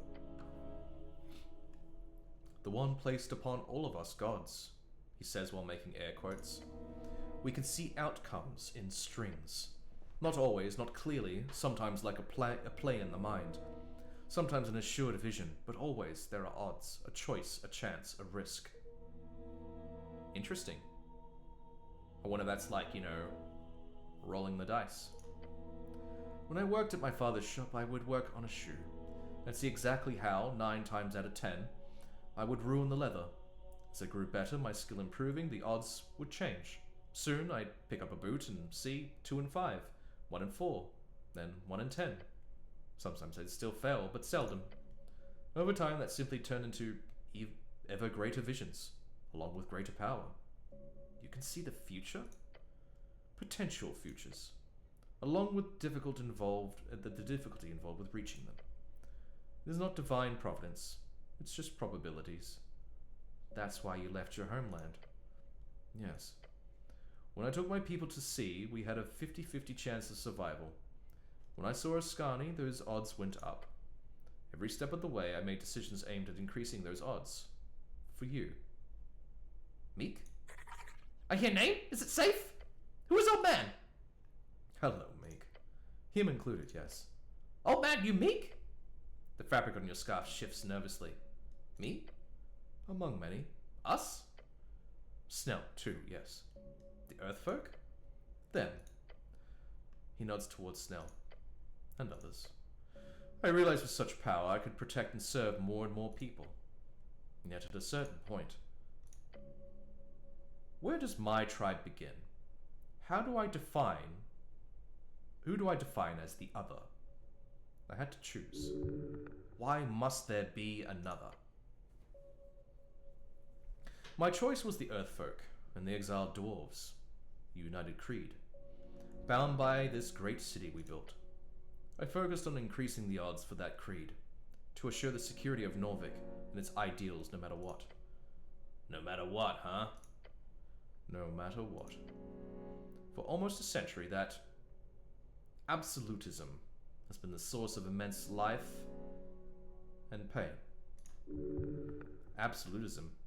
No. Fascism. Fascism, you mean? Maybe. Maybe.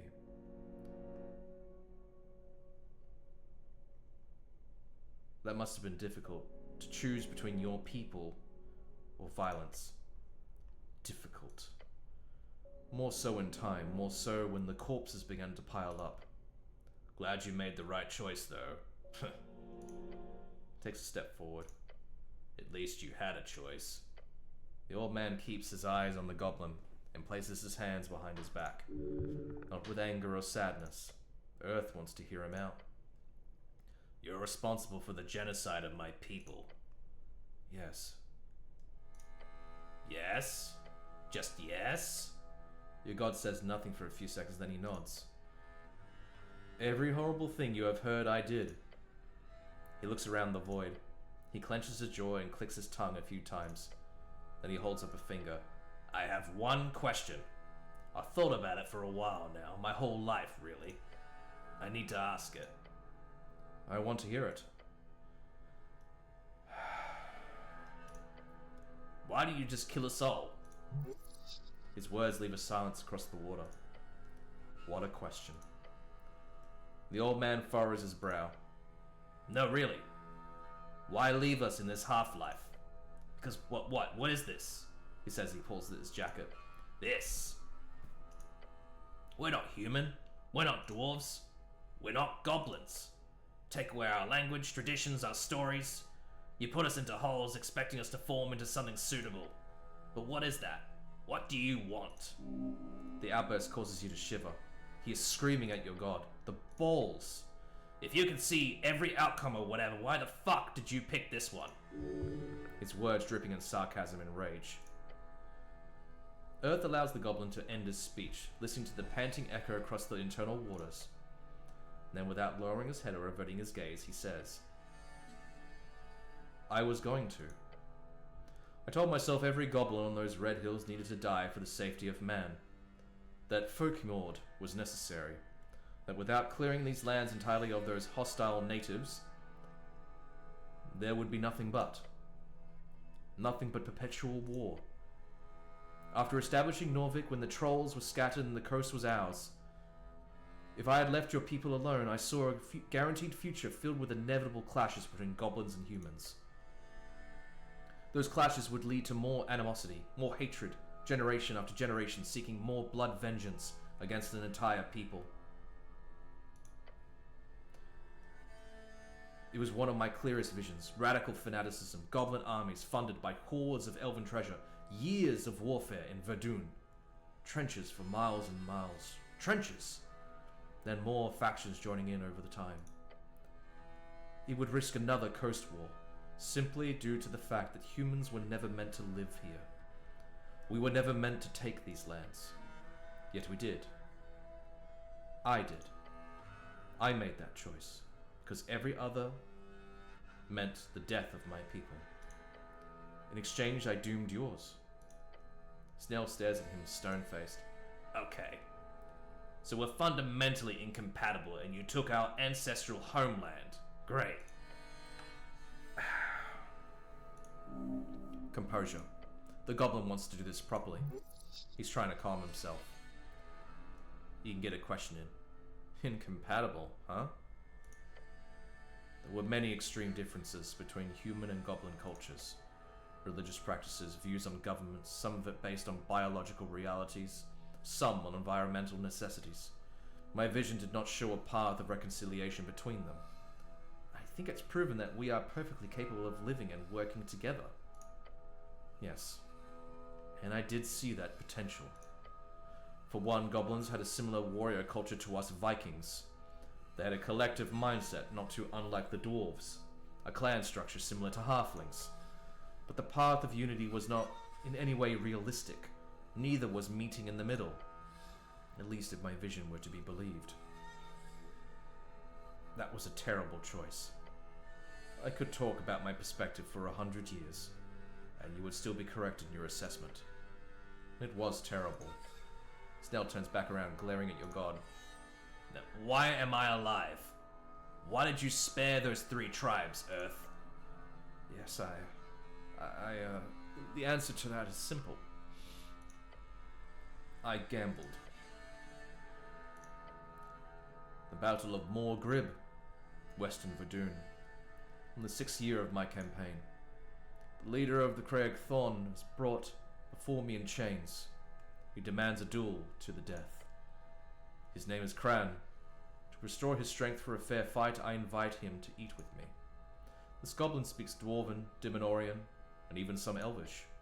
Over dinner, he explains exactly to me how they were superior in every way, and that the only reason we won was due to our luck. We had a god. Theirs died long ago. Tokik the gambler. Would have been fun to see those two clash. I agreed with him, and then we discussed my options. Cran told me I was wise for killing them all. If I did not, he said, they would eventually re-emerge and destroy mankind once I had faded like Tokik did. That each of his sons dreamt of spilling human blood. Snell's eyes narrow as Earth speaks. So I asked him, what of his daughters? Did they dream of war and slaughter, revenge? Cran told me no. Then he laughed at me and wondered aloud what a boring and peaceful life that would be. I spent the night explaining my visions to him. He, in turn, told me stories about Tokik the gambler. For hours we talked, exchanging ideas, and I proved well and enough that how I knew it all. As the sun rose, I saw in that conversation something magical. The odds had changed.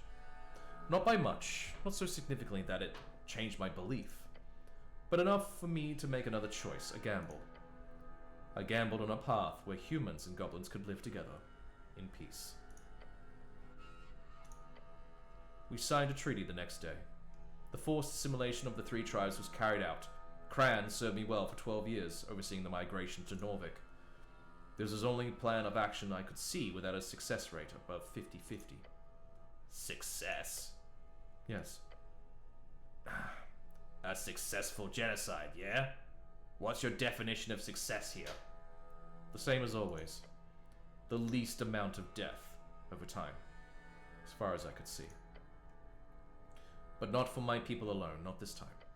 For both our people. Well, you shouldn't have come here in the first place, then. Perhaps so. His eyes speak of sorrow. If the Arcanists had not cursed our homeland, we would not have gone west in the first place. Earth wants to listen. Nothing else. There were no other paths in your visions? No. And there were many. All of them ending in the near guaranteed destruction of my people. You asked me what you asked now. Let me tell you. You asked something entirely new. Goblin's expression goes from angry to despondent as he stares at the dead god's approach. You can never be Goblin. You can never be human. You're in this mess because of me and my evil actions. The old man throws his hands into the air, reaching for the stars. So hate me, curse me. Then go be a leader for your people. He lowers his arms and gives him a determined frown. They need you, Snell. For the new era and beyond. Make something that hasn't been seen before, something new, something better. Apprehensive and confused, the goblin turns away. I don't exactly have a choice here. There's always a choice. Some paths are just riskier than others. The goblin clicks his tongue. Something new. You hear the anger and fear in his voice. A divine calling. To have a god tell you to push for leadership. A holy message. Tokig would likely tell you to take the gamble. If you ever meet him, be sure to ask. The goblin looks on, with a complicated expression on his face. Conflict dancing in the shadows of his mind. Rage and confusion. Now think about it, Earth. A difficult exchange. The goblin should never forgive you. Good! There is a difference between acceptance and forgiveness. You may accept a man's weakness and see his place in the world, but if he makes a conscious decision to hurt you, if he places that intent upon the world, that evil will forever mark him. And all you can do is accept that evil is a part of him, or push him away. Forgiveness is weakness. Acceptance is truth. Are you saying we should let go of the past? Oh no, not at all. Let the past sear your skin, let it mark you forever. Use those markings to remember what you did, why you did it, and how you could do better. Become a better man. Always. What do you want from the goblins going forward? Me? Luckily, I have no say in that. You really fucked up that assimilation. I know. If there's one thing I apologize for, it is that. I am sorry. I was always terrible at statecraft. Snail shows the same face he's shown you so many times since you met him in that underground garden city. To be ruled by evil or incompetence. Sometimes a mixture of both, I'm afraid. For someone who could see the future, that's saying a lot. Too many small decisions with such indecipherable small impacts upon the odds. At certain scales, no autocratic, even divinely inspired leader is able to keep up. We will see what string you two will walk on. But if it is of any comfort around this incompetent governance, I can assure you, Snell, Lady Sageleaf is the one who could truly change the odds. Hope. I never expected it from someone like her. Alas, there are many things I did not see coming. If anything, your instincts are clearly a dowsing rod of their own. Earth looks upon you with eyes that remind you of your father. Aged wisdom soaked in blood. I would like to have a few more words with you, Ragan, before you return. I'm afraid we'll never speak again, my son. Yes, this is all forced by his last will and divine might. So this conversation is truly simply an esoteric happenstance. Once time runs up, this will not realign again. You spent your last strength on this. Yes, the last. This conversation, Ragan, he says and places a warm hand on your shoulder. The only time you'll ever feel his warmth. The last time anyone ever will. It was worth everything. I'm just a cleric. Yes. Some might call you the cleric. Yes! Recognition! Yes! He understands you. Someone finally does. Although wizard might be more appropriate. A correct statement, despite his theological nature. And you've certainly been mingling with the primal forces a lot. If you want to be a druid, you can certainly have my blessing. Though if you want to dive into making those dance moves into real magic, that wouldn't be such a bad use of your skills either. As long as you keep working on the actual dance moves as well. And, the flame tongue.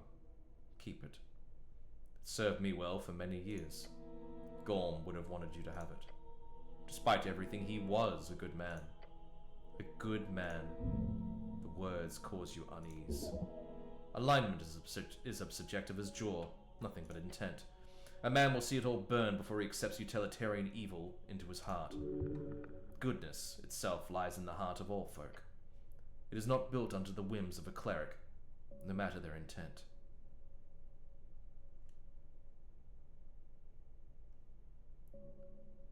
I wish I met him under better circumstances. As do I. You can see it. He's doing the polite manner gestures that indicate the chat's coming to a close. He's about to send you home. Can you see my future? No. It might not be written somewhere, but I cannot see it. The coming era is yours. I believe in you all.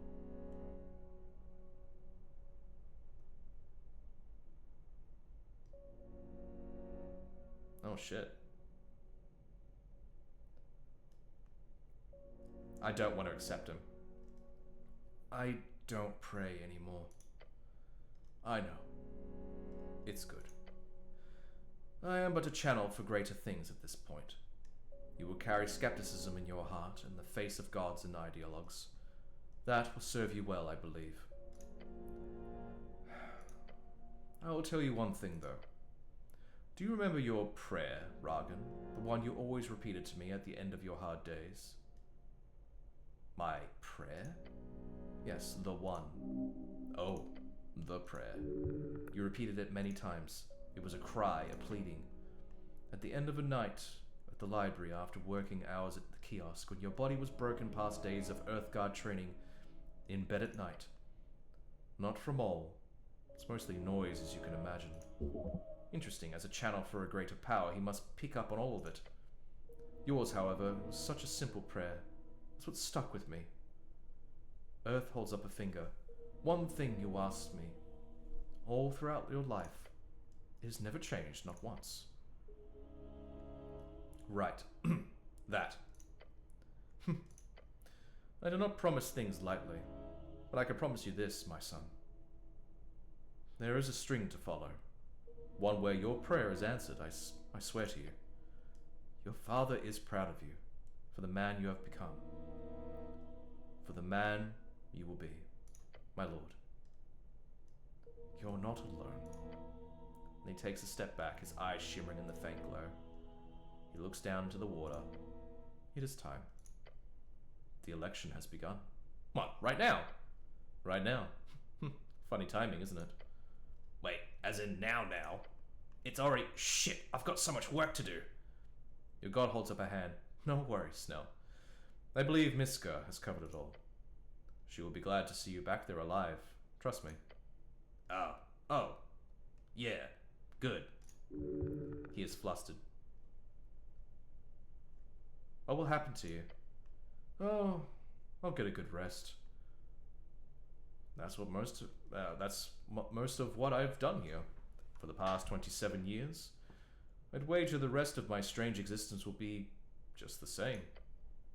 But then again, who knows? How do we get home? Same tunnel you get your spells from. I'll just make it a little wider for you. We are ready. Your god holds out a hand. From it, a white drop falls. The esoteric water. It hits the esoteric water below. Whoa. Hold on. One more thing. You need to ask, my lord, before we go. Yes, my son. What should I vote for in the election? Throughout the light, you smile at him. He laughs. Your god lets out a loud and boisterous laugh and radiant power and divinity. The Asculus, they won't win, but every vote will help them win for the future. Yes!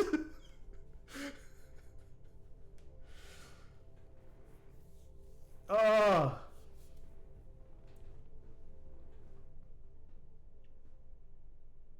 Oh, brilliant. Oh, what a finale.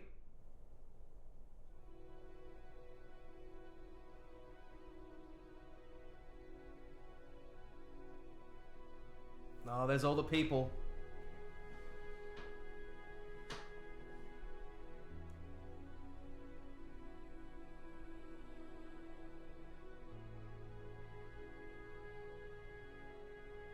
Dawn of election day. I get to vote! Although I don't have my election card, so I need to sort that out.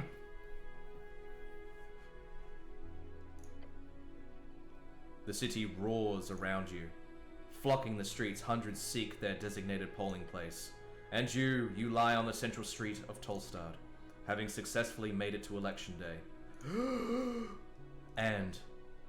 shit. The first thing you see is Snell getting up from the pavement beside you. He looks pale and queasy. Why didn't you tell me this portaling business would come with nausea?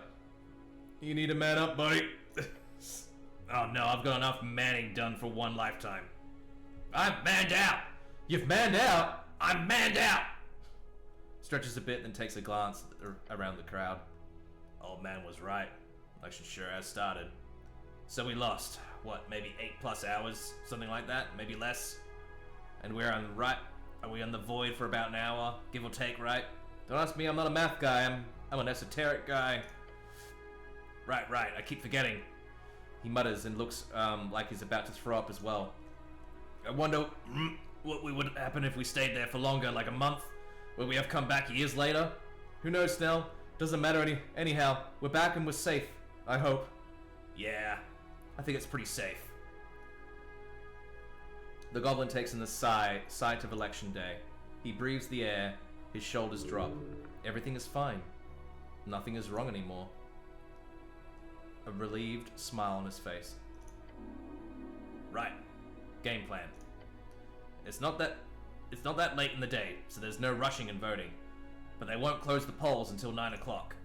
First of all, we need to report this to Lady Sageleaf. Then, I'm assuming you'll go to have a chat with Darrow too. Where is Sageleaf? In the garden, most likely. Though if my ears don't deceive me, Neely's playing something on the field. We should go look. You should report to her, first of all, in my humble opinion. Don't want to keep her waiting. Oh god, so I need to figure out how what I'm voting. I heard what you asked him there at the end. Just follow your gut. I'm sure it'll work out. It's just one vote after all, not the end of the world. Should I tell people I met Earth? Honestly, I don't think anyone would believe you. Or at least at the very least, no one would take you too seriously. But you do you. Okay, let's go. Oh lordy, lol. I could talk to him.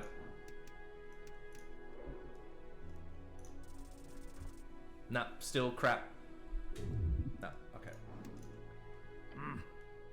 The dwarven foreman crosses his arms when you approach, lifting his eyes to meet your gaze. Mr. Cityman, I gladly inform you of the Asgarland movement is going splendidly. I know his accent changes every time I talk to him. Just deal with it. Slap him on the back. I'm just doing my duty to the cause. The dwarf grins at you while nodding 3 times. Happy to have you on our side, cleric. In any case, we've got our duty to fulfill. Here in those last moments before a new, hopefully green dawn.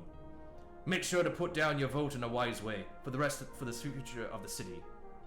For the future of our city. For Norvik! And the dwarves around chant in unison. For Norvik! Yeah. Enjoy yourself, Rubblers. We'll get scraps later. Oh, I can talk to her.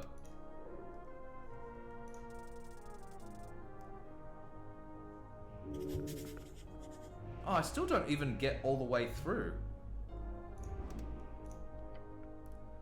A group of Asgard youth activists are handing out newspapers and chanting slogans. They are showing their values in the streets. One of them adjusts her glasses. Cleric.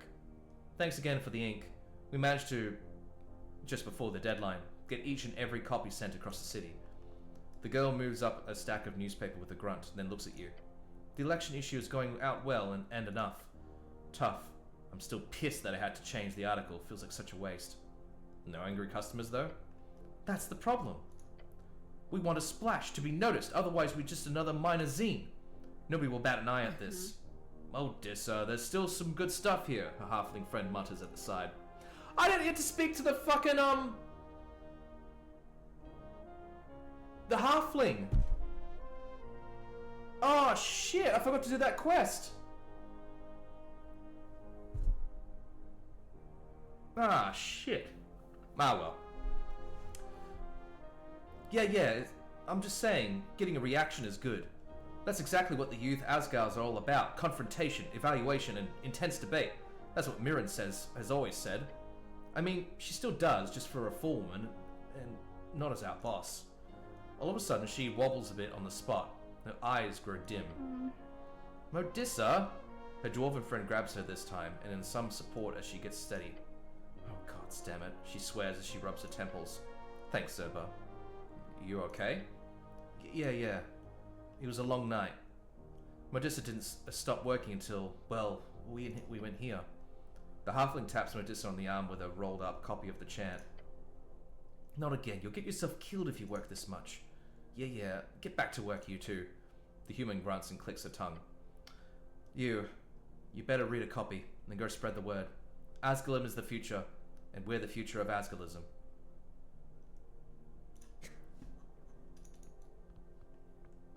Okay. We'll talk to the Asgalis. We've got to talk to, It's getting quite late, though. I may need to... Ooh, hello. Yeah, I might need to wrap this up in another stream, because, I'm starting to fade. I can tell you that much. Yeah, I think I might save it there. Wow. Well, I gotta say, what a amazing climax to the whole story so far. And we're here on election day. We met Earth, and we found the missing... I loved how the missing paladin was also related to the story. Like, I thought, like, why would they include this missing paladin guy? Well, like, what's the deal with it, you know? But it looks like it was a whole thing, and it looks like I've missed a quest, a couple of them anyway. I bet you that one's related to doing stuff with free striderism, and that's related to the nationalists. I don't know what that one would have been for. Oh, there's a thing for that as well. So I gotta do that when we get back. But I doubt it would really do anything. So where was missing paladin quest again? Where was that? It was here.